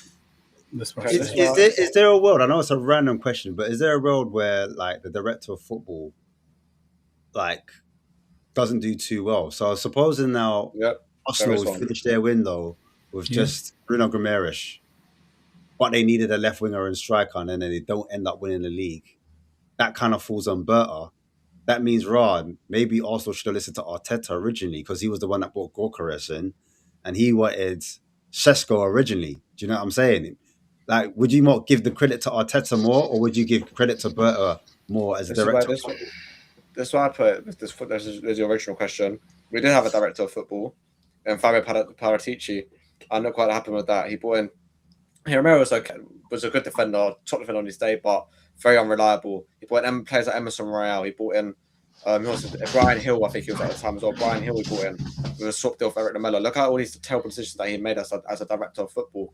And I feel like it's a bit of a risk to like hang your hope on a director of football. And you've got a manager like De Zerbi who's been here and there, been in Italian leagues, managing this Liga. He's managed for teams like Brighton as well, where he's seen their scouting process, where they scout all these top youngsters, which come through the ranks now at Brighton onto better clubs like Caicedo, like a Van Ecker to Spurs now. And I feel like De Zerbi understands like the process now. And I feel like he's at this point when in his managerial career as well, where he can like have that responsibility because he's earned it. If we didn't get De Zerbi in, we'd be a championship club, and I don't even know where we'd see ourselves in the next 5-10 years. We could be going down the leagues. We could be stuck in the championship. So, as far as I'm concerned, give De Zerbi the keys to everything because, like I said, it wasn't for him. we'll be in championship, and we'll be watching championship football right now and complaining about the game against Burnley. You know what I mean? So, like, I feel like he's earned the right to have that sort of power over the board and over the team because, like I said, the board already had the director of football at the club who was making poor decisions anyways. So I wouldn't feel trusted in giving that role again to anyone else when Fabio Paratici was supposedly highly rated. Yeah, so, talking about Paul and Stanley, who we've been linked with, did he do such a great job at Chelsea? Like, I don't know if it scales up. If we go to Tottenham, like Dan and Oren, if whoever wants to jump in, like, what do you guys think? I'm just gonna follow say because I have to shit on, but director of football, it's kind of like I was just trying to think there, Chris, because you Paratici. I'm trying to think what players left from who he already signed. I was just saying, Ezra's gone, Romero's gone, Brian Hill's gone, and nothing. The Celso's gone. I'm pretty sure it's the Celso. Kulusevski's gone. Kulusevski, I know, but Kulusevski. Okay, Kulusevski and Bentancur, that was brilliant. Those two great finds, but what's happened now? Kulusevski's unfortunately been injured for 24 months. And Bentancur hasn't been the same. Porro. Did he? I was thinking about Porro. Yeah, so he's okay, cool, couple. So what's the hit rate? The thing is, though, it's like couple have a lot, man. Quite a poor hit rate, I would say. But it's kind of like some hits or some. Depends on the relationship, don't it? Really, between the manager and the director of football. Yeah. How many times have we seen them clash before in the past? You know. Yeah, Paul Mitchell, isn't it? Paul Mitchell, Mane. Yeah. I'm not saying Mane. Yeah, I think it's very rare for a club not to have a director of football these days, isn't it? It's like unheard of. But is it the right? Is it the? What I'm saying is, like, is there a world where like De Zerbi gets away with, like if a director of football comes in, do we have an opportunity to jeopardize what De Zerbi is doing, or do we need to kind of bend to what De Zerbi is saying and get him what he wants in terms of director of football? Like, which one do we do? Do you know what I'm saying? Do we carry on as we are, or do we carry on as we are? A top director of football's not coming into Tottenham, knowing full well. No top director of football's coming into Tottenham with De Zerbi having power. This is what I'm saying. No one. No, that's apparently why there's no one. But I don't mind because that former what is it? That former Dortmund director of football turned down Tottenham, because for the very same reason. I've got another one as well, and I don't think that's happening either from Dortmund. So it ain't happening. It's either gonna be what De Zerbi wants, which I don't like. No, I don't think because I don't think a manager who hasn't been here that long. Yes, he kept us up. Cool. Significant. He's had a significant part of our history. Honestly, it went down. Yeah, but then you can say about Ange Postecoglou then because he won a trophy. So what are we going to do there? Ange's legend. We should never sat them. I agree. So well, I didn't like him, but I'm just patting your point. Big up, Chris. By the way, don't get used to it. But I'm saying though, that that I think I just don't think you should give all that autonomy to a manager. I just don't feel it is. I hear what you're saying. Just hear me out. Small point, and then anyone can jump. But what if De Zerbi is doing what the director of football does in terms of like changing the culture, like trying to create like the future for what Spurs are, and he's working alongside the scouts. Because remember, it's the scouts that find the players. Yeah, exactly. So really, if you've got a good team of scouts, you've got one video analysis, you've got one that goes out and watches them, and then you've got like your head scout. Do you know what I'm saying? And they report back to De Zerbi. De Zerbi says, I need a winger that goes from out to in. Then I also need a winger that hugs the touchline. Find me those type of profiles. And then De Zerbi might know one or two that he's worked with and say, look, are they better than this? Or do they look like this player that I've worked with before? And then they say, look, De Zerbi, here's the winger we think suits you.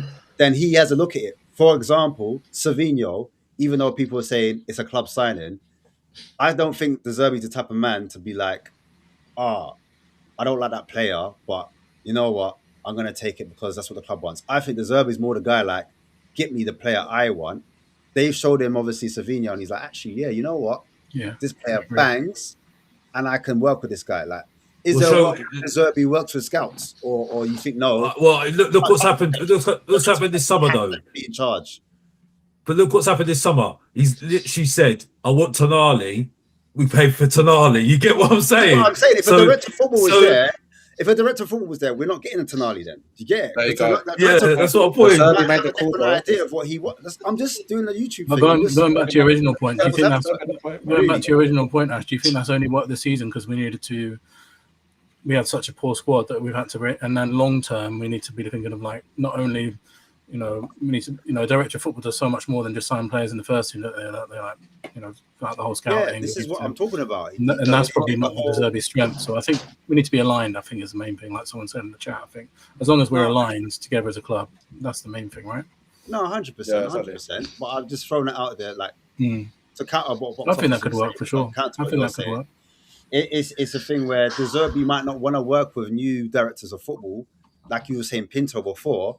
He might be a better fit for where we need to go long term, but then De Zerbi might be in the way and be like, you know what, I don't want to work with Pinto, but Pinto might be a high level like director of football. But to end the point, like I agree, and if I want to move on to Vicario, that's the reason why, because obviously Vicario just got loaned out. Are we happy with the Vicario situation? Yeah, I'm gonna have to answer this first because I have to go. Yeah. It was always You happy? You happy? Yeah. I don't think he was going to play at all this season. I think he was even underneath Austin. And yeah, I think in truth, like I'll end it with all the players that's left, Spence and Romero. I think all those players could have gone last summer after winning the Europa League. I think Romero wanted to go last summer, but Atletico Madrid didn't have the funds back then. Maybe Spence could have stayed. But yeah, when it comes to Vicario, he wasn't playing. King season number 1. Kingsley was bought in to replace him. They thought it was going to be like 2-3 years down the line. But yeah, it's a good deal. And Spurs look at it, went right. It all worked out. Juventus was going to go for Martinez. That didn't happen, so they went to Vicario and he's away. And it just goes to show how desperate Spurs were to get rid of him. Like, not even like, well, loan you out, and if you want to buy him, you can buy him. You know what I mean? It's just get him off the books, get him away, because he serves no purpose. And I very rarely think that you'll see Vicario wearing a Spurs shirt again. I think even next season they might even cut his contract. Even if Juventus don't buy him, just release him on a free. Imagine this now. Spurs have until 12 p.m. Friday to register any new player so they can play the opening game, which is crazy. Just a side note before you go. But yeah, does anyone disagree that they weren't happy that we didn't get because apparently I was reading we're going to get what, 3 million or 4 million? No, it's 10 million total. It's 10 and total. It's 8 million signing on. Yeah, 8 million signing on for the loan. 2 mil permanent. Is it 2 mil? Is it 2 mil? Okay, yeah. But surely they'll do. Like they have to do that. Surely they've already paid 8. Yeah. So yeah, I'm happy he's gone. I'm not happy with the Bravka because it's just 2.0 version of him, and I'm certainly not happy that we're all like satisfied with just having was it Kinski as goalkeeper. I'm certainly not happy with that because just on 7 games, I don't get it. I think yes, he's done okay, done good. Like he covered himself very well, but I don't get it. I think we should have got somebody to compete with him. And I've got one option here: the Roma goalkeeper. Again, this is Danny. This is Danny for the Hotspur Hood. Ah, cool. Go on, Chris. Well, for me, I said one more answer. The question you asked, yeah. Yeah, go on. No, I was just no. For me, I'm more gutted that it didn't work out for Vicario, as in the sense of the whole thing. Like when we brought him in, the first season he had at the Spurs, he thought it was incredible. Like shot stopping was amazing. He carried our defense at times in that first season on the Ange. I feel like the injuries he had, remember, people forget he broke his arm. He was out for ages. He had a hernia issues playing with last season. I feel like he was very unlucky in his Spurs career, but also his injury stuff, he was just declined a lot. I'm a little bit sad about that, innit? So I expected Vicario to be our main goalkeeper for the next 3 years, at least 4 years. He's not that old either. But I'm happy with the wage books. And then what Botsov is saying about he's not happy with the Bravkos coming. I feel like the Bravkos come in to sort of mentor Kinski in a way, because I won't say the Bravkos is a terrible goalkeeper. He's definitely had some very good moments in his career, in my opinion. He's an old keeper. He's definitely got his brain screwed on as well. He knows what he's talking about when it comes to goalkeeping, and I feel like he can show Kinski, like, give Kinski some extra experience, extra tips to like sort of maybe take on. I feel like the Bravkos signings is simply just to sort of have someone there to put his arm around Kinski, because I don't think he can really give that sort of responsibility to Vicario, because Vicario, I don't know, he doesn't really strike me as a leader as well as the Bravka does. And I thought the Bravka has definitely experienced a lot more in his career than Vicario. But yeah, that's why I feel like he's been brought in, just to mentor him, really. What do you reckon, Dan? You know what? I agree with Chris, and also I'm just thinking, I am disappointed with the fee. Very, very disappointed with the fee. To be fair, do you think he's Italy's number 2 probably? No, maybe number 1. Oh, it's like Italy's goalkeeper. Yeah, like it's crazy for that amount. I'm just thinking that he must be broken for them to say, you know what, he's got these injuries. We don't know how bad they're going to be. Just get rid of him. He could be literally broken for all we know. They might know something we don't. Do you know what's crazy? Like, I don't know. I've got an alternative for you before you go, Oren. You see, like, the Bravka, yeah? He played, obviously, at Manchester United. He played at Newcastle. I thought he wasn't too bad at Newcastle. Man United was all right as well. Yeah. I think at Burnley, they were like a relegated, they're a poor team. Let's be real, man. They weren't a really good team, were they? They were a poor outfit. So when you got like a poor back four and you got to like concede so many shots, I was going through the like stats, and I think he was at number 1 in terms of how many saves he did in the league. Like he pulled out. No, go on, but you can say the same about Vicario though, because Vicario is a very good shot stopper though. But so I think the difference between him and Vicario is that his number 1 long ball delivery is better than the Vicario. Yeah, so I think where Kinski's good at short passes / maybe medium, I think the Bravko was brought in because he's got a longer passes that's a bit more accurate. Kinski's not so accurate when it comes to long passing. So maybe they thought, all right, cool, we'll bring an experienced keeper underneath Kinski to kind of give him a bit of competition, and then add different tactics when we need to go. Because sometimes teams will press you aggressively man to man, and you won't be able to do the short passing thing. And for certain teams, you might have to go. You seriously saying he's going to be competing with bloody Kinski? Well, he ain't there to do it. I'm just saying, as a recruitment wise, the reason why they might have brought in the Bravka was because he was better at long kicking compared to maybe what Kinski was doing, innit? Do you know what I'm saying? And I think with a better back line in front of him, and the fact that they kind of have neighboring countries, so they speak similar language, I think they're quite similar. They're quite close to each other. I see them every time I was watching the training videos. I see them walking off together, pairing together. You know, like little teams, little players have their little cliques. Yeah, but his mentor. Maybe that was the thinking behind it. I'm not saying it's the best thing, but I'm thinking maybe that's the reason why they bought the Bravka in, a pair of safe hands. But he was okay. He was okay after 7 games though. Like, I've got one saying that he's a mentor, one saying that he can compete. What, the Bravka? What about the Bravka? He can't compete. Ash, let's be honest, man. Come on now. You know what I mean? I'm saying, I don't believe this mental when rubbish. Dubravka was I've got at to be honest. Newcastle, No disrespect, Chris. I just no. don't get But that. when Dubravka was at Newcastle, there was So no what's his role rhetoric then? like, Dubravka is shit, this, that, the other. It's only when he went to Burnley, people ran him off. And I then rate obviously Dubravka. his age. But with Dubravka, like he's Go on, sorry. with Dubravka, yeah. Like I said, if you're saying you don't see him being a mentor or starting, what do you think he's been brought in for then? A backup, which we don't need backup. So he can be a mentor. We'll do it again. By the way, he can be a mentor. It's like, 7 games. Like, it's over. I think Vicario would have done really well. Like, I think Vicario, if Vicario had came in, say, and be the understudy to Lloris for like at least 2 seasons, I think we'd have seen a different Vicario. But he came in with no mentor. So that's what the banker's been brought in for. That's what I'm saying. That's what I'm saying. A mentor. Yeah, I'm agreeing with you, Chris. You can't be a backup player and a mentor at the same time. It's basically, and we have, when it comes to goalkeeping, it's a lot different because goalkeepers don't get as injured as much. And also, like, to say you have 2 goalkeepers who are competing against each other, well, there always are, because goalkeepers are based on their age and experience. The best keepers, you would say, their 30s. So, like, Kingski is not just the 7 games. Robert De Zerbi said it exactly why he likes Kingski. The fact that he can pass and his mentality again.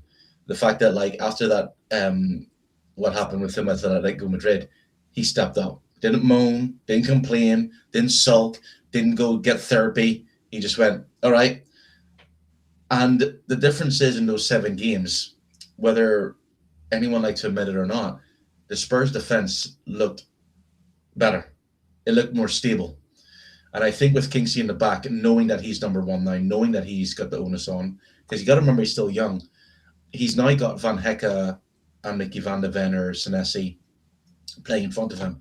Again, these are guys who are experienced. So, yeah, I think we are, in short term, I think next season, Spurs are going to be different because they're not going to be under immense pressure like they were in the last few seasons. And you'll see different performances from players. I do think Kingsley will step up because he's not going to have to play in the European games or anything. It's 1 game a week. He will learn. He will get better. And that's what you want. It's he was a better option than Vicario all around. Yeah, but so for me, right, and Dan says it really good. Dan, he says it. I'm not copying him, but he says it really good. You need every top team needs a top goalkeeper, right? They can cost you 10 to, like, how many points? 5 to 10 points. A goalkeeper, right? And I'm gonna revisit this conversation halfway through the season. We will. And then I'll see what happens. And I'll see what your answers are going to be halfway through the season, because it's one of those things where you it's all right talking about it now, but you're more intelligent. Yeah, of course. That's what we do. It's what we do as YouTubers, as people, as fans. This is the whole point. We're just debating. Have to go. See you later. All I was gonna say, love, bro. All I was gonna say was we can readdress that in January. I'm not saying Kinski's gonna start with the house on fire and be a number 1 keeper. I'm not gonna be reactionary and base it off after 7 games. I'm with you in it. Like, we need to see more of Kingsley in it and see what he's about. And I think if it is a problem, then I think we need to go back in the window in January and then maybe bring in better reinforcements, or even next summer window. Like, I just think where we are right now as a club, for me, I would focus on the wingers, the strikers, and then possibly another midfielder if we were to lose Bergvall, Sarr, and a Bentancur. Do you get it? And then I would revisit the goalkeeper. That's all that I would do it. But I get it. Like, everyone wants everything now, and they're saying, boom, boom, boom. Why are we keeping Kinski? Why is Kinski number 1? I'm saying, boom, we could come back to that. Do you know what I'm saying? We're not going to completely rip out this whole team all in one summer window. Do you know what I'm trying to say? So for me, it's like left winger, bang. Striker, yes. Do you know what I'm saying? And if you could get the right winger as well, then yeah. But to expect Kinski as well, like another goalkeeper to compete, because goalkeeper positions are slightly different. Like when you're competing right backs, I get it. Competing midfielders, I get it. But your goalkeeper, Like, I don't know, man. Go on. You're bursting. You said something that you said something. We can't do everything in this window. Yes, we can. Because no one knows what's going to happen next season. We've got the advantage this season. So we're basing it on because we just think, oh, well, we don't know what where the land's going to lie next season. So this is what Spurs fans say, and I don't agree with this because the Roma goalkeeper is available. We could go and bully them and go. Well, no, I shouldn't say that word. Because you're my boy. But you get what I'm saying. You get what I'm saying. Yeah. Anyone can chime in. Not just me. I'm just, you know what I mean. Anyone can chime in. Do you not agree with this? Do you disagree? I disagree highly. So say your piece, then, bro. Tell me. No, I disagree with you. Get to it, man. No, because I feel like you're saying get Esfalayan, but we've seen many cases where having two. Well, in your opinion, obviously, you don't view Kinski as a top goalkeeper. But in my opinion, I view Kinski as like someone that's come back from something horrendous, which not many goalkeepers come back from in their career. And he's come back, he's revived it sort of, and become our number one now. And in my opinion, he is not world class, not top class. He's a good enough goalkeeper for now who can still improve as well. I just don't, but we've seen in previous cases like Arsenal when they had Aaron Ramsdale. I thought Ramsdale was good enough as well, but then they brought in Raya to compete with Ramsdale, and then Ramsdale got unsettled there and they sold him off. And I believe that bringing in a goalkeeper as top competition for Kinski will not only ruin his development, but also it will just cause an unnecessary like morale change within the squad that makes no sense. And ultimately, with football, I feel like the morale was the most important thing because if the players don't want to play for you, and they're not happy what you're doing as a manager, and you're saying, oh, but I want to be playing every week. I want to be playing every week. You can't have Mal Lesford from Roma saying, I want to play every week. And then Kinsley's coming to you the next day saying, oh, how you signed up with me? Look what I've done for you guys last season. I pretty much kept you up. It's just going to cause unnecessary tension within the squad, and especially within the two players there that are competing. And it's just not unnecessary because I feel like Kinski has earned the right to prove himself. We all said, well, I said anyways, a lot of the fan base did agree with me as well. I personally said that we should have kept Andron because he earned the right to at least have another 6 months. And with what Ash is saying, I agree. If we give it, we don't need to just a goalkeeper right now. If he can prove for the next 6 months to maybe even a season, he can be that number one goalkeeper for us. Then why not give it to him? Then revisit it if we have to. But for me, right now, we don't have to visit that at all. I thought I'm safe with Kinski in goal. That's what I'm saying, and it's not worth bringing in two goalkeepers to sort of ruin. Billy, Dan, what do you lot reckon, man? You lot have your. I agree with what Chris is saying. You know, at the end of the day, Quincy's demonstrated that he has the ability. He's got some good reactions. He's demonstrated that. At least keep him till January. Review everything was going on. We've got Dubravka as an experienced goalkeeper, mentor in the meantime. Why focus on other things? You know, we haven't got lots of money. Well, we have got money, but you know, you've got to be quite prudent sometimes. So put it into something else. I agree completely as well, and I think, you know, the way that De Zerbi will play out from the back, Kinski is very capable of doing. So I think he's a good fit. I think, and if not, then like I said, I think we can address that later in the season. I think he's earned the right for at least 6 months. With box office, I get the fear in it because everyone's in that building phase at the moment. Now's the time to strike in it. But I shouldn't compare it to other teams in it. I just think we're at the start. So I just think because we're at the start, season 2, season 3, wherever needs fixing, you go again. You get it. That's what I see. And then I think also in terms of, I don't do this whole finance thing, I'll be honest with you. But you've got a certain level of headroom that will affect the following season, innit? The following summer window. So, yes, we want to get everything done. Yes, we want to catch our rivals up. We want to get up to where we should be, innit? But that's what I think we need to be. I think, I don't know where you expect us to finish. I don't know what your expectations. I think it's the same as mine. I think 8th, 7th, you know what I'm saying, as it stands right now. And if we get the winger and striker, then maybe a little bit higher. But I just think once we achieve that and we get Europe, then we push again. You get it? Them lot across the road, they had what? How many keepers did they have before they got to the level? They even had Martinez. Yeah. Even before Ramsdale, they had Leno as well from Fulham. Yeah. Leno. There you go. Yeah. Martinez won in the FA Cup. So who's to say? I know, I hear it, but who's to say? But we need to get there first. We need to win the FA Cup first before we get rid of them man there. Do you get it?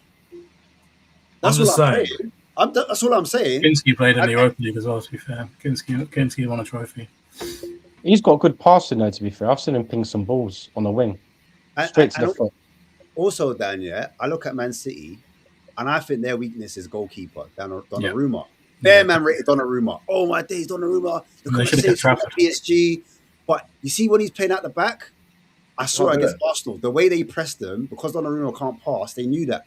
So that's how they had their advantage. So like the way football's changing, you kind of need the keepers to be techie with the ball. You get me? To be the extra man. So it's a 10 versus 11 versus 10, advantage when you got your goalkeeper that can kick out. He's like a first. You see Trafford beat a man on the ball with Leeds as well. Unbelievable. I mean, I think the difference is though with Trafford, right. I think he's not under pressure in a big team like Man City because I think there's a difference here. It's a different conversation. You get what I'm saying, right? So when you're at Leeds, there's not that much pressure to do what you're doing because you're not under the spotlight.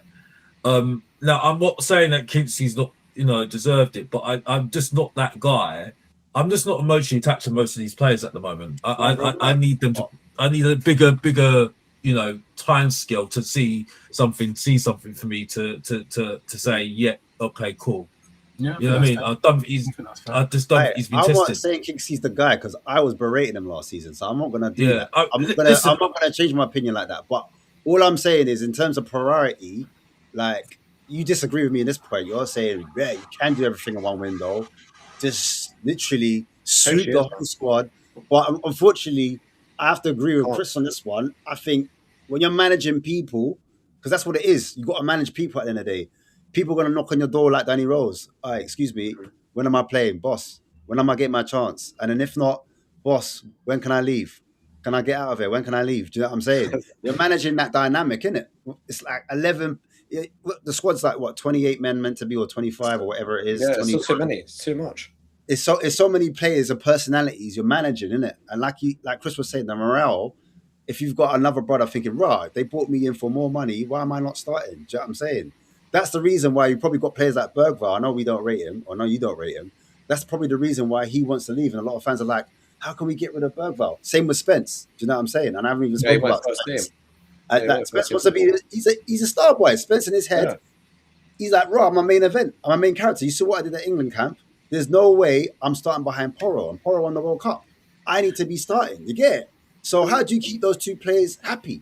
Do you get what I'm trying to say? I think going back to your original question about Vicario as well, sometimes backing the manager is not just buying the players they want, but it's getting rid of the players they don't want as well. And I feel like if Daniel Levy was still here, I don't think we'd have got rid of Spence for that money. I don't think we'd have got rid of Romero for that money. Wow. I don't think we'd have got rid of Vicario for that money. And these guys would still be here, and then we'd be in training and be an attitude. It would just be. So I think getting these players gone is the most important thing. I think we have to take an L sometimes in the prices, especially go on. Yeah, they're all big characters. They're all big characters. You guys speak. Go on, Dan. You speak, bro. Yeah, like Romero. Obviously the goalkeeper as well. Take an L for the prices. They're all big goal. Yeah. They could have had lots of different things in the atmosphere in the dressing room. Go on. You go, boss. No, listen, Chris, you go, mate. I'll say, don't worry, mate. You don't should have the time to go for it. I don't remember the point. What was the point again? About the morale net? Oh yeah, the squad. I feel like our squad is still too big. I know it's like you're saying things for yourself. Like, what do you mean too big? I'm saying like for now, what we got planned this season, where we're only playing like one game a week, maybe like an odd Carabao Cup time midweek, an odd FA Cup game here and there. Hopefully, we go far. I'm praying we go far in them competitions, because if we don't, then that's less games for the players and less games for us fans to watch. And if you have a 25-man squad and only 11 of them can really play week in, week out, I don't think I get something Gakpo and Savino cool. We need players in that position, but also we definitely need to offload some players, which I don't know who I want to sell yet. I don't know if we should get rid of Assar. I don't know if we should get rid of Bentancur. I don't know, because I feel like in this process, especially in one window, like you're saying, Ash, I agree with you on that point. You can't do everything in one window. It takes years. It takes like multiple windows, 3, 4, 5 transfer windows at least, to like sort of get your manager, well, especially a new manager like De Zerbi is, to get his point across and to get his planning across the squad and what he wants to do in the future. You can't do it all in one window, because the issue is when you do it all in one window, if you do try and do it and you do succeed at doing it, inevitably you're going to fail because you're bringing so many players at once to all gel. It's not going to work straight away. You're going to be waiting 6, 7 months, 8 months for the players to gel. And after the 6, 7, 8 months you're waiting, the fans become impatient. And what happens is when the fans become impatient, especially our fan base is not patient at all. Our fan base would expect us to get top 4 this season, the way things are going. Do you even remember Nottingham Forest when they came up first time? They bought a bag of players. In fact, they changed our whole squad. 19 players, I think. Yeah, 19 players. And where did they finish that season? They didn't survive. They almost got relegated, bro. No, that's what I'm saying. They took their manager, Nuno. You can't change the whole thing. Yeah, you can't. It took Nuno another season for him to kind of sort it out, and then they went from wherever they were to 5th or whatever it was, where they got Europe. Do you know what I'm saying? If we sign Gakpo, Savinho, that's eight new players, isn't it? That's a lot. It's a lot. I mean, sell players. We have to sell players. We'll have to sell Richarlison or Solanke if we get them both. If one of them two, and we have to sell off midfielder. So I don't think we can go into the season. I don't think we can go into the season with. Well, we can do, but then it'll just be so hard to manage, I think. Unless the players are certainly on board, they're all on board, and the Zerbi saying to them, look, you'll stay here for now, but then next season we'll get more opportunity because we'll be in Europe, hopefully. But then, I don't know. It's all if, buts, and maybes for now, so I don't know what we're doing. Yeah, so if we get a striker, that's 9 players. That's more than the Bale or someone like that. Do you not think we get a player in, though, before Brentford? And if not, Savinho's going to be done. Savinho will be done. Savinho will be done. I don't think he'll play versus Brentford, though. So why is everyone so confident that Savinho gets done? I don't know. Because De Zerbi's made it clear. This guy on social media has gone mad, isn't he? Savinho, so... I know. It's not just that. Yeah. He wasn't in the matchday squad either, was he? For the he's not training either. He's basically on strike. But you're forgetting Marmoush and I think it's Doku or Semenyo, but one of them two got injured. So Marmoush Doku was on ice. Doku and Marmoush both were injured. Yeah, because he's coming back from being out for long, innit? So that's why they took him off. I don't think Savinho does stay. I don't think Savinho comes in as soon as what everyone thinks it is. It's taken 2 years. It's taken this for a reason, isn't it? Did you see he tweeted 2 smiley faces today? Surely that means it's going to get done. I think he's going to be. Listen, I'm not here to be. I'm not normally very optimistic, but the only reason why I'm saying is because De Zerbi's saying a lot, like saying he wants his winger in for Brentford. So for me, because that golden handshake, and they want to keep him happy and sweet, I think they're going to get him in before Brentford. You think he'd actually play though? You think he'd actually play for that game? Yeah, he would. He would. No, I think he'll start because he's had a pre-season, isn't it? I think he'll start. Yeah, he had a pre-season. I think he'll just throw him in. I believe that. Over more. So who starts then? So what? Savinho where? On the right wing? Is that what you reckon? And then Tell on left? I think we're seeing it right, yeah. I don't think he'll start more. I don't see it. If we do bring Savinho. But me personally, where I stand on it, I don't think we are bringing in Savinho yet. Are you happy the way he's gone about it though? Like the whole twerking thing?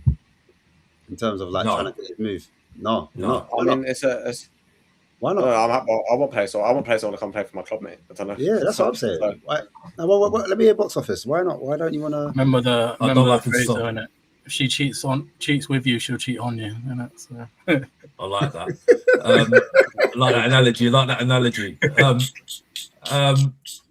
I just don't like the sulking. I don't like him sulking. I at the moment he's not really impressing me right now. I mean, like I said, I do a segment on my show, Big's worst and bang average top 5. He's my worst signing. Make sure you check out that. And because of his numbers, and I think he's one of those ones. I think it's when you've got a woman that's looking for a man, yes, he's got all the potential, but he always lets you down.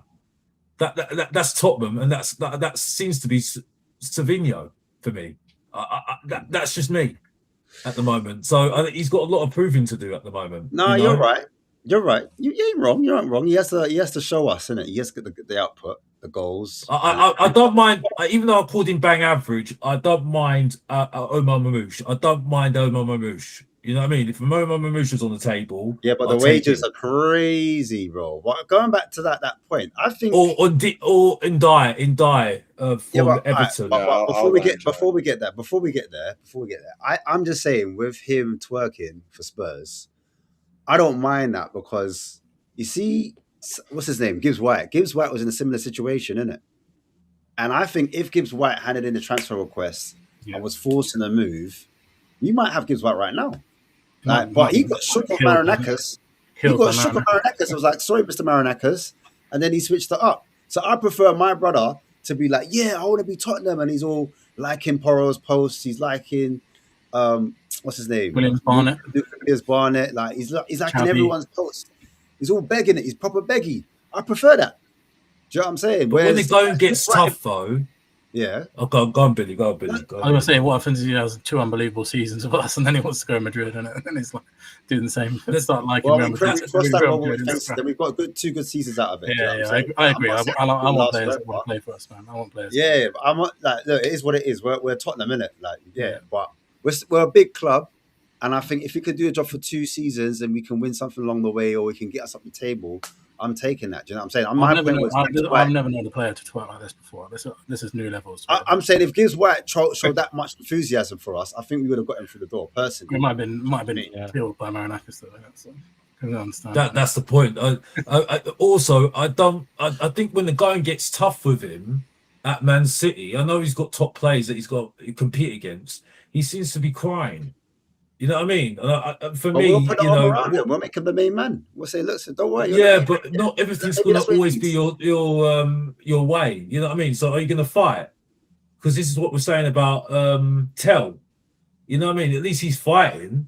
To be fair to him, not that I'm going to give him that much credit for that, because that should be a standard. But the point I'm making is that, you know, when the going gets tough, is he going to be like fighting for his place? So they're saying, well, I'm better than Tottenham right now. He's wanted Spurs for over a year, broski. So of course he's going to be frustrated. Like the first year he was behaved. He said, listen, I'm not going to do up badness. I'm going to behave. I'm going to keep quiet. And he did that, to be fair. He did the whole season with them. And now he's like, brother, free me, innit? Like, allow me. Like, can I leave jail, please? And the warden said no. He started 7 games, man. Yeah. That as well. That as well. And obviously De Zerbi's got a plan for him. He's spoken to him. I just think I just think I don't mind him like saying, yeah, I want to be a Spurs player. Do you know what I'm saying? That means paying for the badge. Because certain men will come and what the wages are. Exactly. What I'll say to you as well is that it's hard you're saying fight for your place. I understand you're saying box office, but there's only so much you can fight for your place in a team where you're not getting over Doku, you're not getting over Marmish, you're not getting over Cherky if he's out on the left. I know you're probably going to say back to me, but that means he's not good enough. No, that essentially means that the manager has his favourites. And if Savino's begging to move away, the fact that he's still saying he wants to leave Man City so badly and so for Spurs, he actually has played a lot of pre-season with Manchester City. So I feel like there is quality there, and I feel like he is rated by... Been good. Yeah, that's what I'm saying. And I feel like he is rated by the hierarchy of Man City. It's just the fact that they have their favourite Doku and their favourite Momash over him because they've seen... I guess it's just... That's what I'm saying. And they just like him more, I guess.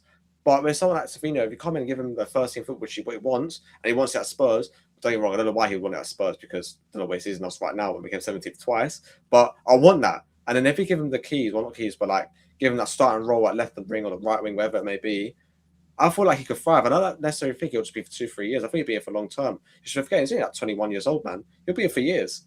And especially with the link up with Xavi Simons, that connection he had at PSV with Xavi, I feel like that could be a very major factor as well when Xavi does come back into it. That link-up play, we can see it again. And then, bro, we'll be flying. We're flying. Well, bro, the problem is we want players that don't want us. You get it? The players the fan base are calling for. Get this player in. Get that player in. Them men don't want us. No, this man wants us, bro. We're like, Osman doesn't want us. He wants us. Yeah, he wants Arsenal, bro. He wants Arsenal. That's what I'm saying. You get me? Yeah. Listen. Go on. Listen, I can't complain. I can't say, even though I've been a bit harsh, but that's why I do the ratings that I do on the thing I do on my channel. you can say that he's better than what we've got at the moment. You know what I mean? So I might be a bit harsh, but this is why he needs to prove himself at the moment. I think he's one of the ones, if he comes in, there's no excuses. You need to hit the ground running straight away. I'm not going to be very light on this guy. You know what I mean? We're desperate. We are desperate right now.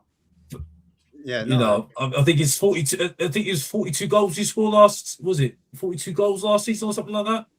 Or how many goals did we score last season? Oh, Spurs, it wasn't a lot. Yeah, it was about 45. Yeah, less than Kane. Kane scored more than us. Smart. It's a 70 goals, isn't it? All right. With that being said, then obviously we've had an offer from Everton for Richarlison. Like, should we be grateful that, like, should we just take the money and run, or is it a mistake for underselling a Richarlison for that type of money? Apparently, for what I read, it was 15 million in it, around 15 to 17 million, but Spurs weren't closer to 40 million. So I think we're looking between 30 and 35 mil. So we ain't going to get 40 million for Richarlison. This is what I'm trying to say, yeah. So this is what, if the club genuinely, if this is a legitimate source, and the club genuinely do want 40 mil, 35 mil for Richarlison, why the hell did they send a message out by sending Spencer Romero then for what, 25 million pounds and 35 million pounds then? How can you sell Richarlison for more than them two?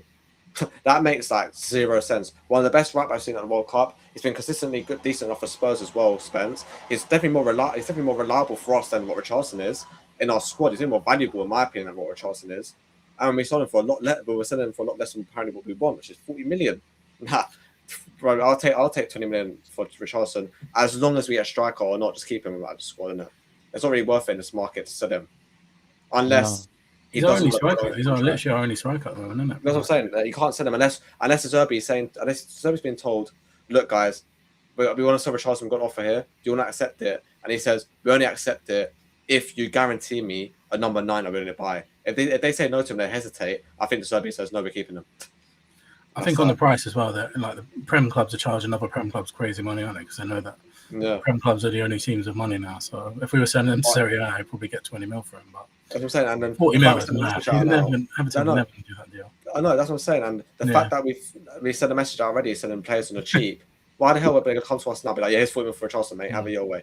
Like, we've undersold two of, well, I wouldn't say Romero's a valuable asset. I mean, Romero done very, very unreliable in my opinion, very inconsistent over his years at Spurs. And although he was a top defender, I just feel like we still got a little bit less than what I would have wanted for him. But someone like Spence, I mean, I can't believe we only got 25 million pounds. I can't believe my eyes when I saw that.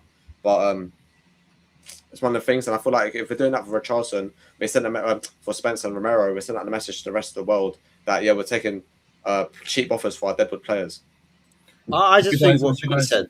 Well, I think what Billy said was right. I think there's no money in Europe. I think that's the reason why. And then I think it's probably like Spence probably wanted that move, innit? Because he said he come out, his chest was high. He was like, brother, he's got to be a certain club with a certain stature. I'm not playing for any club. So that's why when Inter Milan come knocking, he was like, yeah, I want to go to that club. Please don't get in my way. Please, let me move. So I think he was pushing for the move. And then because they ain't got no money like that, I think that's the reason why it went. Otherwise, if it was to like a Man United, he's going for those. He's going for like the 30-40 million, which is more than that, bro. More than that. or Liverpool. Would you guys do this deal, right? Because this is what I genuinely think is going to happen. You sell Richarlison, say 20-30 million. We bring in Mateta. Would you do that? Yeah. That's who it's going to be. I think. I think that's who it's going to be. 100%, I'll do that. He was one of the players that they were looking at. I think it was Balogun. There was somebody else as well, wasn't there? Osman's not happening. There's no chance of that. No, I don't think that's happening either. But there was something in the Mikadadze. Yeah, that was it. It was Jackson, Mateta, and Balogun. And Watkins. Yeah. And Watkins, sorry, yeah. But I think Mateta is the most likely at the moment, apparently.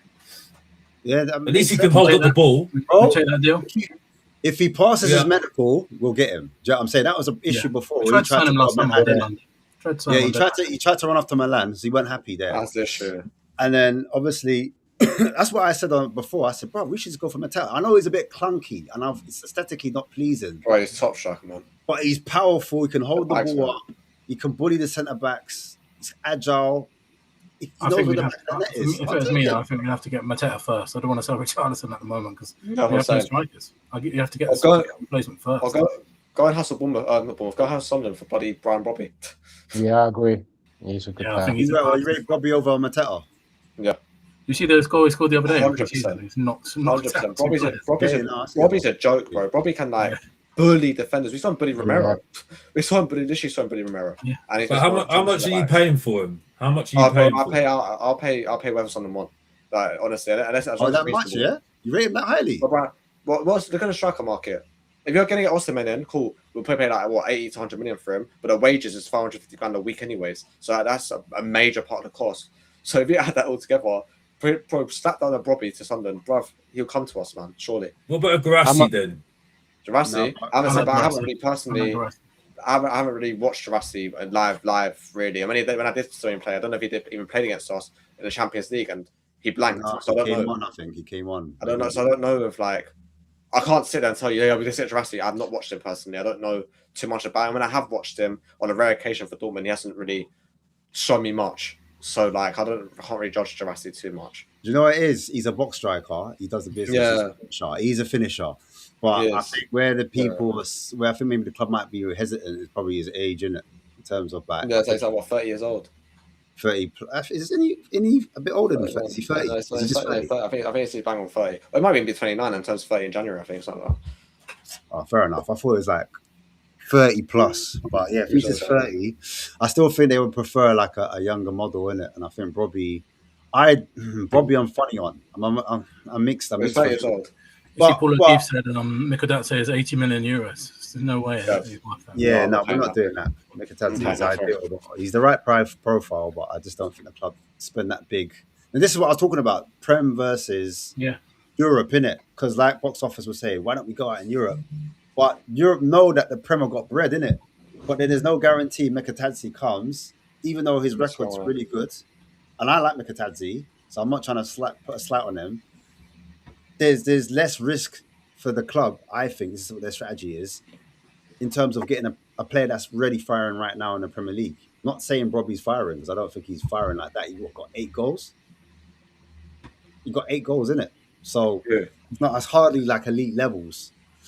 But it's a funny one, man. I don't know. I might prefer Mateta. Mateta's got more of a proven record. I have a feeling Mateta's going to happen. Just got a feeling. Interesting. Yeah, you heard it. Spurs Kings exclusive, man. Go on, Dan. I've not even seen the Mateta link at all. Don't worry about that, man. You heard the link's here right now. You just told me. The link's here right now. It's exclusive. I'm joking. I'm playing. No, but honestly, I would love Mateta, but at the same time, I feel like, oh no, man, he begged for Milan. He failed the medical there. I don't know if he's the right mentality. I don't know if he has the right mentality. I don't know. It's things. I feel like if with Mateta, it's definitely a striker. If things don't go his way, he'd want out. I don't know. Maybe because Palace is a stepping stone for him. He thinks he's bigger than that club. I don't know. Maybe I'm just thinking. But would you leave Palace right now? Europa League. I mean, that's probably. Yeah, but we're bigger than Palace. Come on, what are we doing there, man? Of course, we're future than Palace, but at the same time, you might want to prove. But Mateta's mind, but Mateta as well. Yeah, I agree with you guys, but. Mateta as well, he said, look, I play in Europa League here. I've actually got myself to shine on a European stage and maybe make a move to a Milan again, try and go to AC Milan or Inter Milan maybe, or a La Liga side, maybe. But Mikadze, to go back to Mikadze's point, I don't know if it's worth spending 80 million on someone that's not really Prem proven, because we've done that route, like you said before. But when players like Soldado, obviously not first March, but in an inflated market, let's say, for example, Soldado cost that much. Bro, he was terrible. We brought in Janssen, not great. So, I don't know if it's worth the risk. I don't know. It depends. Honestly, with me, my head had this out, is that if we get Serbia's top targets, we'll do well. If we give him his second targets, we'll do okay. And if we give him his third choice, fourth choice targets, we'll do crap.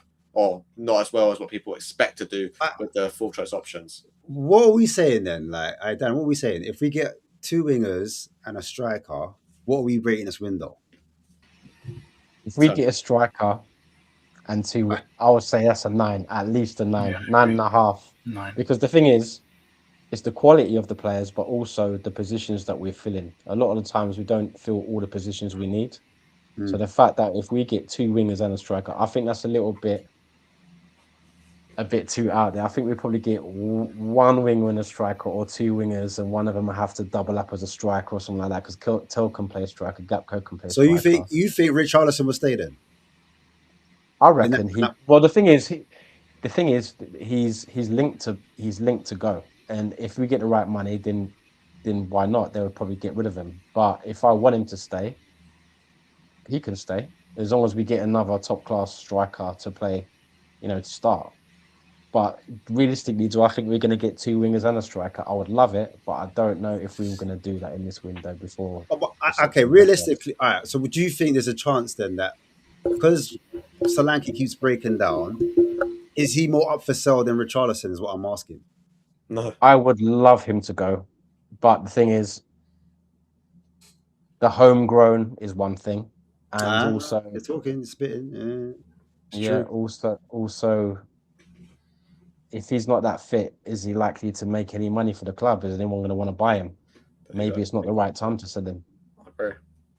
I think you're more likely. You're more likely to keep Solanke because of his contract, and like you said, I think I don't know if anyone will pay for him. I just want Richarlison gone. I've had enough of him. I'm looking at I'm looking at somebody that we were linked with, Igor Matagnovic, from Freiburg, and I'm watching his. I'm watching his highlights. So I haven't watched the game again. I do have to watch the game and see his, the context and stuff. And he's from what I see from his highlights, he's holding up the ball pretty much really well and passes it really well as well. So, there are players out there. I just think it's just. So you say you risk it then? You go to Europe and buy that striker, that caliber striker. I was willing to risk it for Danny Welbeck because at least he can hold up the ball. You know what I mean? At least he knows the system. If you like that, Mateta can hold up the ball. That's what I'm saying. That's why I would take a Mateta right now because at least because the thing that I can't stand about Richie, he falls on his arse so many times, and it's not just 1 year. It's been how many years of it? And I'm in the stadium, and then people say, "Oh, he's all right. He's all right." No, you got to support him. I was like, "No, I've seen this how many times now, mate. I can't do it anymore. So, I need somebody that can at least hold up the ball, so at least we can try and score some goals from midfield or something like that. You know what I mean? Because Gallagher can score goals. Well, we had that with Solanke, but Solanke, nothing great, is he? Well, Solanke's done for me at the moment. He's only staying because he can hold up the ball though. But he's just not. But he's hardly fit, and he's been so average, and he doesn't look fit like Maddison. So for me, it's just that's me at the moment. I think you can get better right now, half better. I mean, that's why I say that some of the people that we link with, I think they're much more competent than what we've got at the moment. I mean, someone said that we have got the worst front three in years, ever. I agree. And we've had Andy Booth. I'm just looking at the non-homegrown. Sorry to cut you, bro. Non-homegrown thing. Yeah, it's I got list A, homegrown under 21s and then to be sold. Yeah, but I've marked out Xavi Simons and Odeberg because they don't have to be registered till next year, and I've got 16 non-homegrown, and you're allowed a maximum of 17. But if I take out Wilson Odeberg and Xavi Simons, then it works out to be 14. So there is like 3 spaces where we could potentially. I think they're going to put in Xavi Simons and Alderweireld, by the way. Oh, what for what this year or for next year? I think they're going to do it, which I think is nonsense. I think it's absolute nonsense, by the way. But I think people are speculating that he might be in that. He might be in that. All right. 17. So if he's in there, yeah, if he's in that 17, then we've only got. What are you saying? Then obviously, Odeberg doesn't have to be registered then. But I thought Odeberg was ahead of him. I thought Odeberg, he did a picture of his boots. Listen, I don't think they should be in the squad, but I'm hearing that some people that are saying that he's going to be in the squad. All right, cool. Let's run with that. Odeberg's been out for ages. Let's run with that then. Let's say they all stay, yeah? They're registered, sorry. There's only one space left. That means Richarlison has to go if we are to get another 2 players in. So technically there's no room for a striker, really. Or we're just going to get one winger, one striker, but we've been linked to two wingers. How does it make sense according to this? Do you get it? Well, how this works is, I think, is that with this first list you're showing us, if you take out obviously Odegaard and Seaman, okay, even if you include them, right, we've got 16 players there. That means that you can have maximum, I think, a 25-man squad. So I believe that since there's only 16 players, I do believe the homegrown thing is enough with the 6 there just for now. Because homegrown, that's enough, But I'm saying it's not work out players. It's the but even if you get 3 players in, so maybe a Gakpo, Savinho, and striker, let's say, that's 3 players. That'll make this list to about 19, because 17 is empty still. So I'll make this list to 19. Which so these are 20, 21, 22, 23, 24, 25. That means that we can have another. I think how it works is we can at least have 5 homegrown players, and then one of the homegrown players might have to miss out, or one of the players in the main squad will just have to drop out. Oh, so you're saying like Austin misses out? That's how. I think that's how it works with. Because when I do, obviously on a game it's different, but when I do a Football Manager, I don't know how relevant and how accurate it is. But with me, when I have this squad of Spurs. When I brought in my players, I've only had to unregister.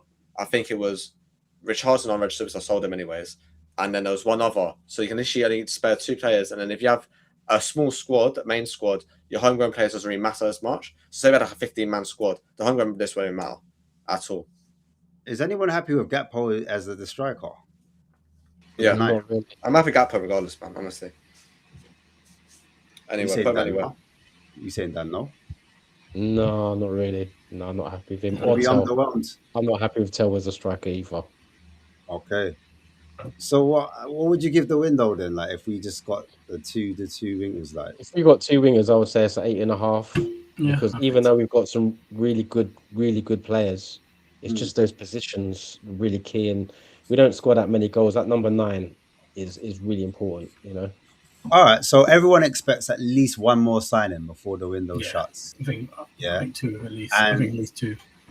But are we bugging out if we don't get the one signing before Brentford, or is it a thing where they can wait to the end, right to the end of the window? No, they can wait till like this Newcastle game, max. Yeah. For like if you wait till deadline day, it's sort of a panic buy. I don't think if they sign tomorrow they'll play Brentford personally. I think they will.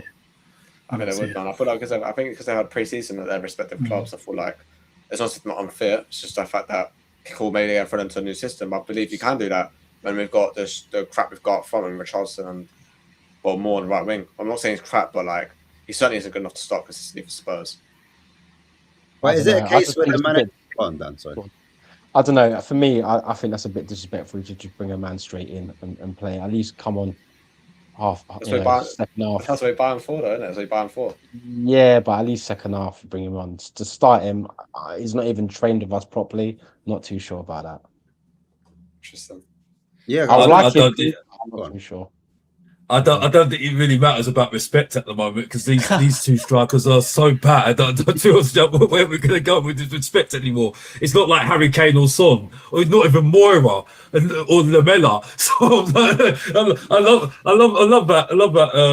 I forgot his name now. Really, is it Dan? Is it Dan? Oh, was it no. It's Dan, isn't it? Yeah, I got it wrong. Yeah. Yes. Yeah, sorry, mate. I just think it's like for me, I would just put them straight in. I wouldn't have any respect for these strikers right now when they're so bad. He would come on the wing though. He would come on the wing. He wouldn't come as a number 9 though. So say for he wouldn't be a striker. I hear you, but I just don't think any of these players that we've got at the moment, right, deserves any respect. You know what I mean? It's not like we. Say for instance, like, you want to bring him on the left, right? Do you think that would make Tel feel? I know what you're saying, but I think people got to at least earn it a little bit. They can't just bring him in. Like Tel's worked hard pre-season. How would he feel just like bringing Savinho in and just saying that's your place now? Like I'll give him a blue Peter badge and just say sorry, mate. You ain't done enough. I'll drop. You know what I mean? I don't feel So, by the way, Dan, it's late in the evening, so sorry. I do apologise. I just completely blanked your name, so I do apologise. Not you, but it's just like for me, it's just like I just don't think I have any worry about their feelings at the moment, because for me, they're one of the reasons why we were 17th last season and the 2 seasons before season before that. So for me, they've got no justification for me to feel sorry for them right now. You know what I mean? The worst front three I've seen in a long time. So ever, to be honest with you, in my lifetime being a Spurs fan. And we had seen Defoe and all these players. So for me, if you bring in a striker and they're coming straight away, give it to them. Because as far as I'm concerned, I just think if you're going to do it, you've got to do it a little bit diplomatically. At least bring them on at half time or 30 minutes to go. But that's me. I hear it. Do you know, like, the season starting obviously on the weekend? What are you lot thinking about the no VDV, no Udogi, and no Kudos? Does anyone think they will play some part, or is it a thing where they're not fit enough and we're being lied to? Isn't it, like, well, not being lied to, but there's an expectation that they may start and have an impact against Brentford? No. I don't think Kudus will start. I don't think Van der Ven will start. I think the most likely one that's going to start a game will be Porro, if it's anyone. But then again, I still think that's a bit. I don't know if they'll. Like, I get he's not injured. I get his fitness is amazing, and naturally he can just come in and play a shift. But I feel like if you do play Porro straight into the team, I feel like you're also risking another injury of him, because he's come back off a long World Cup where he wasn't starting at first when he got put into the team and played every single game for the whole 90 minutes. Plus, at a time when we went to extra time, which they did in the final. So I feel like is it worth really putting him back in straight away? Same with like a Van der Ven, who's apparently got injured in Australia. Same with Kudus, just come back from 6-7 months being out injured. I just don't see him even being on the bench. And maybe Porro might be on the bench or starting, like I said, but I don't see Kudus on the bench. I don't even see Van der Ven on the bench. Honestly, I really don't. Unless it's a surprise. Also, what's like your score prediction? That's what I really want to know. Like, how do you see the game going? Because obviously, I ain't gonna see you guys again until. I mean, for me, the Mingo was back to my lineup. So with my printed lineup, I've gone for Kinski, Gray, Van Ekos, and AC Robertson, Fernandez, Tonali, Gallagher, Richarlison, Till, and more. With that current lineup, I'm expecting a draw. I'm not expecting to win that game with that team. So I don't think we have the goals to win that. If we get a win, then amazing. But are you happy with a point away from the GTEC? Is that a good result?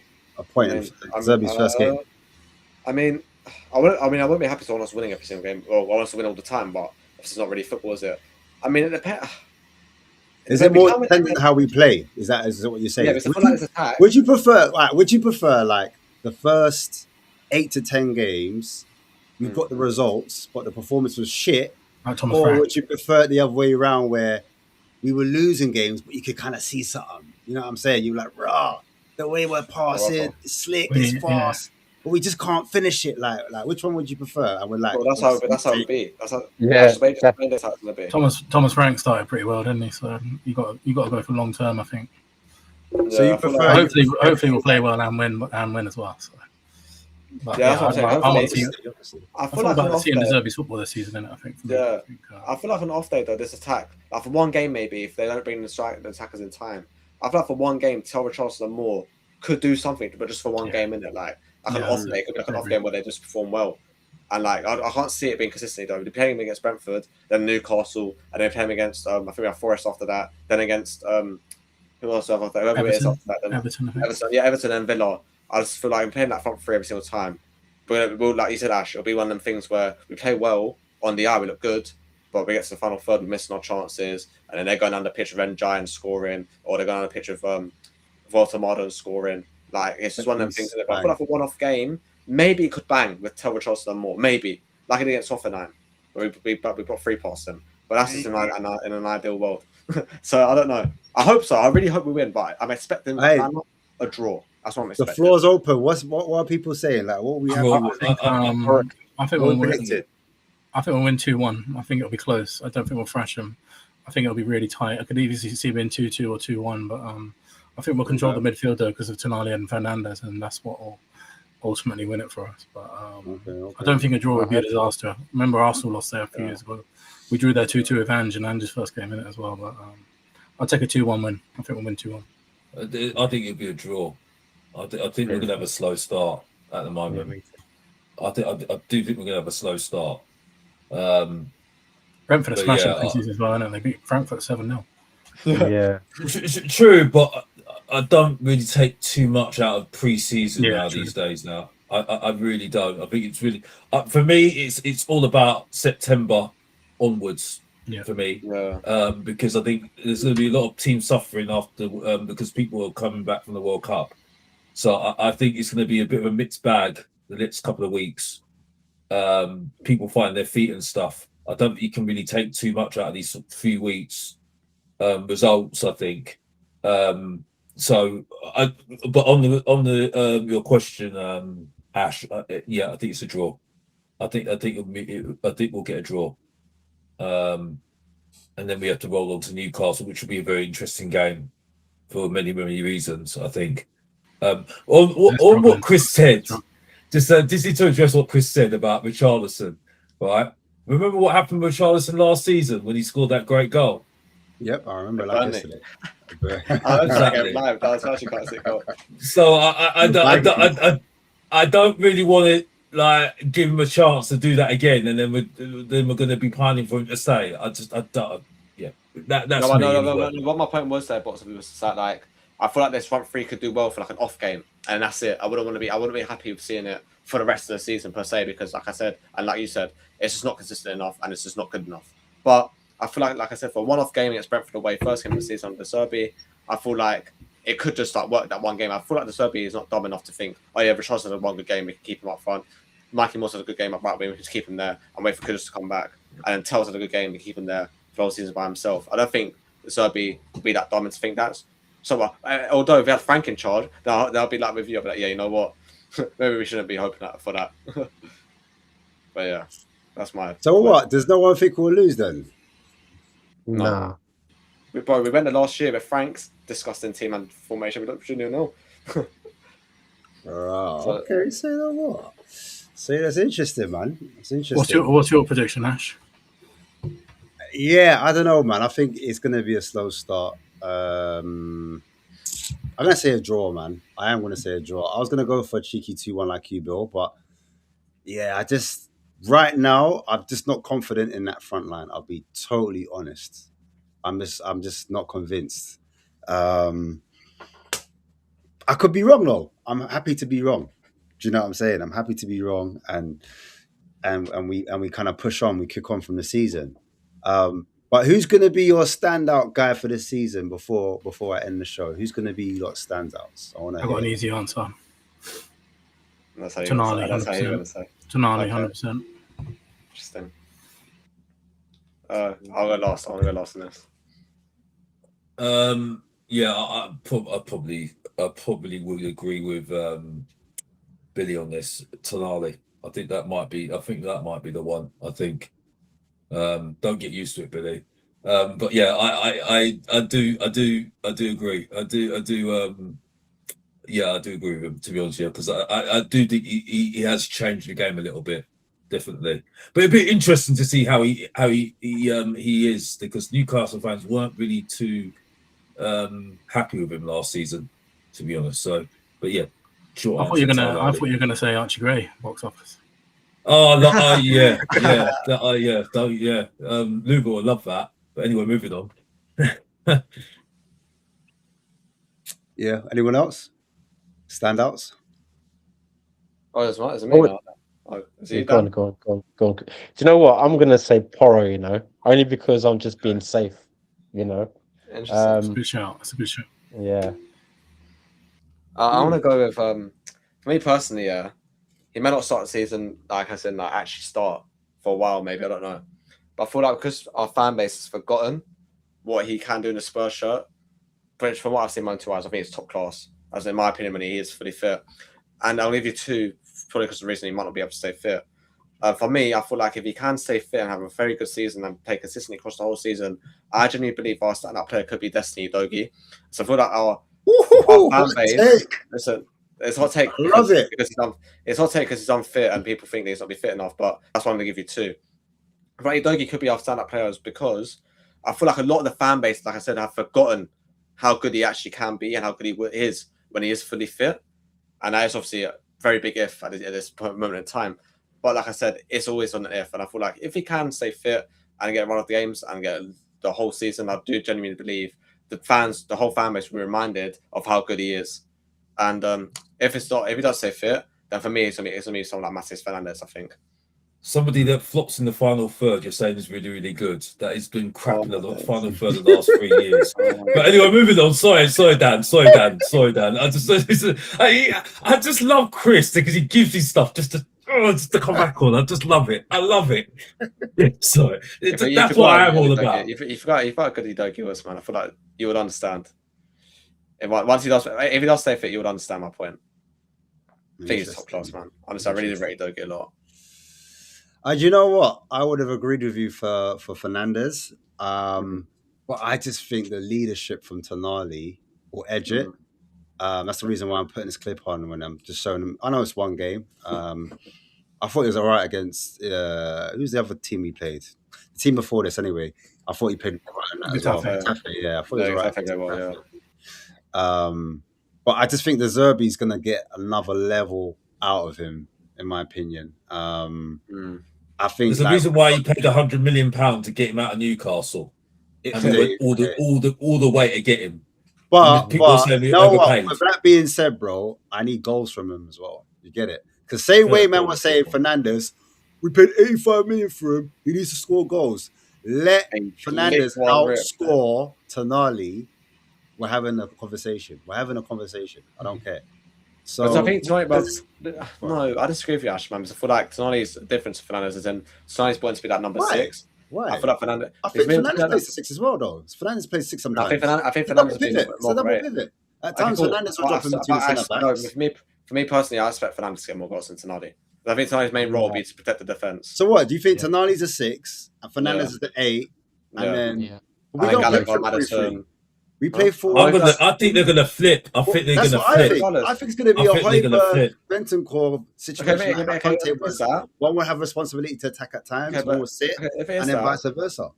If it is that, then I still think Matheus Fernandes get more goals than him because Matheus Fernandes, we've seen it with him. But the ball striking ability. So you think I'm being unfair, basically? So I think you are being a bit unfair because Tonali is really known. I don't think he's really been known for his goal scoring. I know, I hear that. So what do you think I should judge Tonali on for the 100 million? Just controlling the midfield.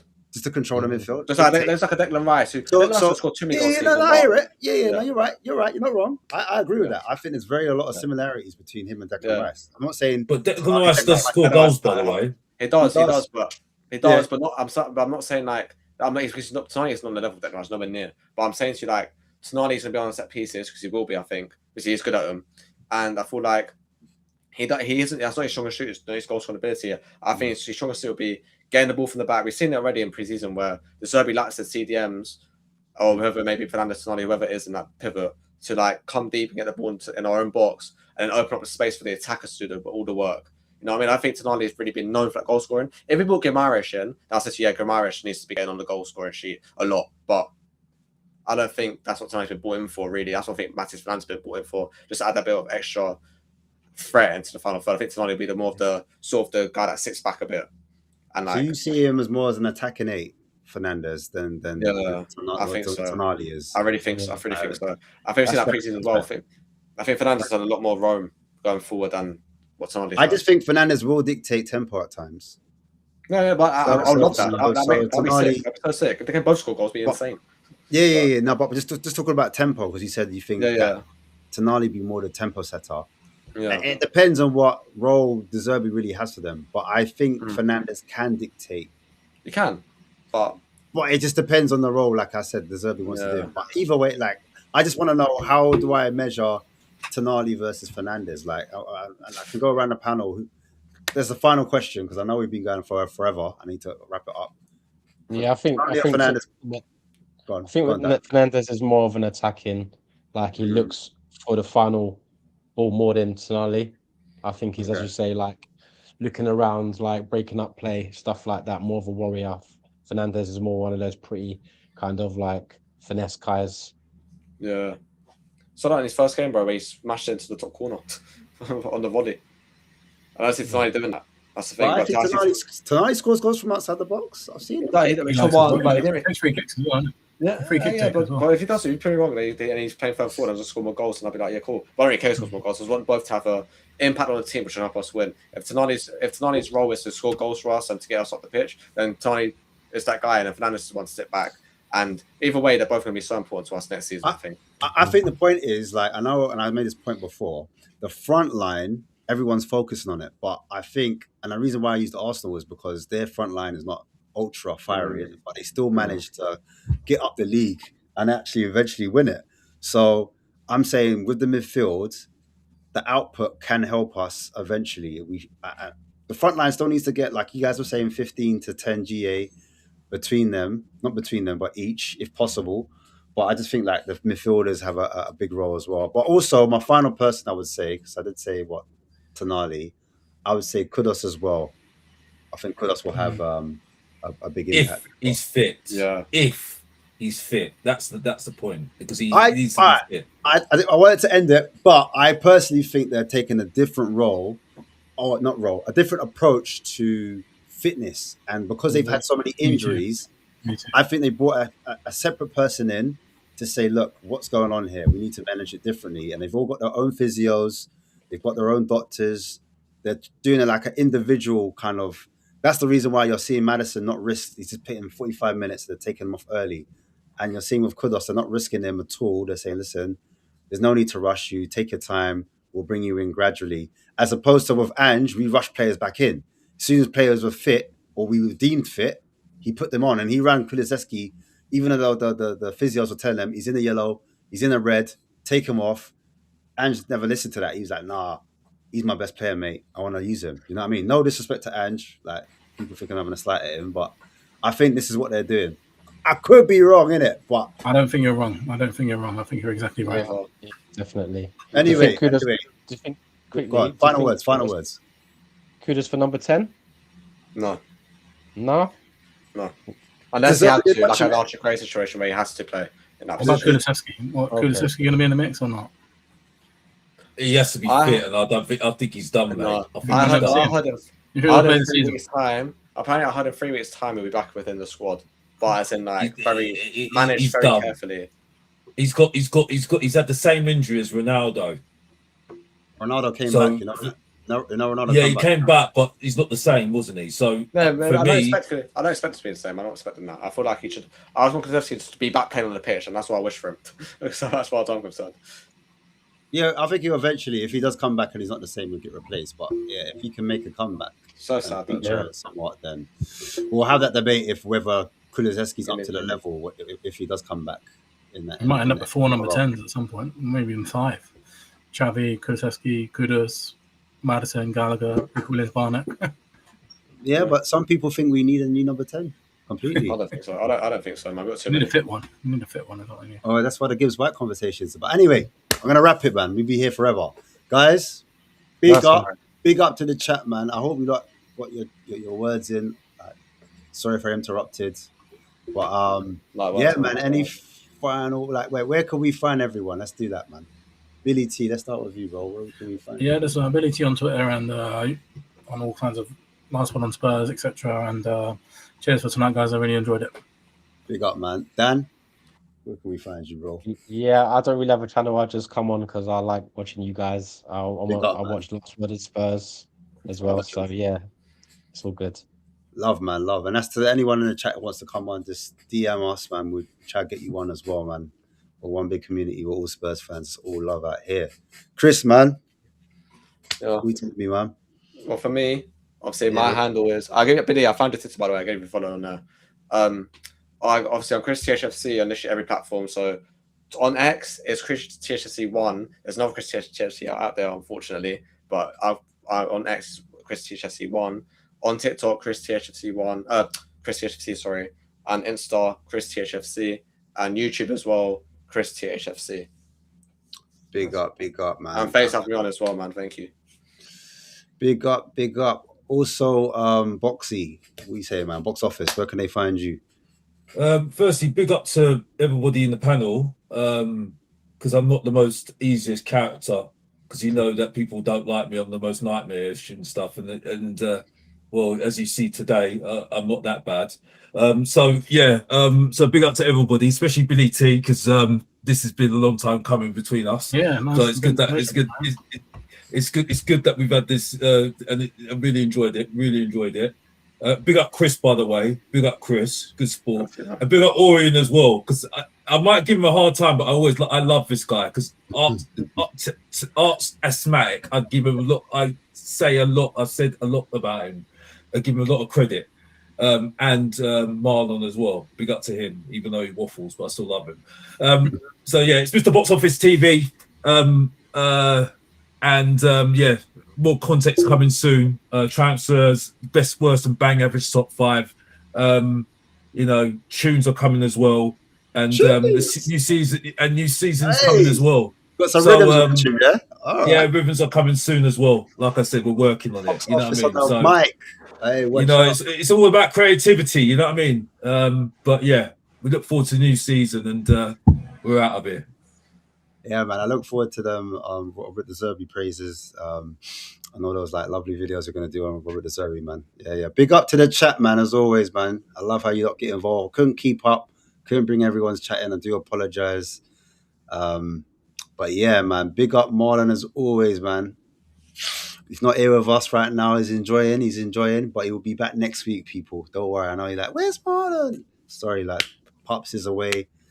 Pops will be back soon, man. It's all good, man. But please make sure that I need to know if it's real, innit? Make sure you're hitting the like button. Make that comment. I need to see that comment as well after the show. Give us some feedback to work on. But yeah, if you do like the show, hit those thumbs up. I need to see that you lot aren't bots. Yeah? All right, man. Love every time.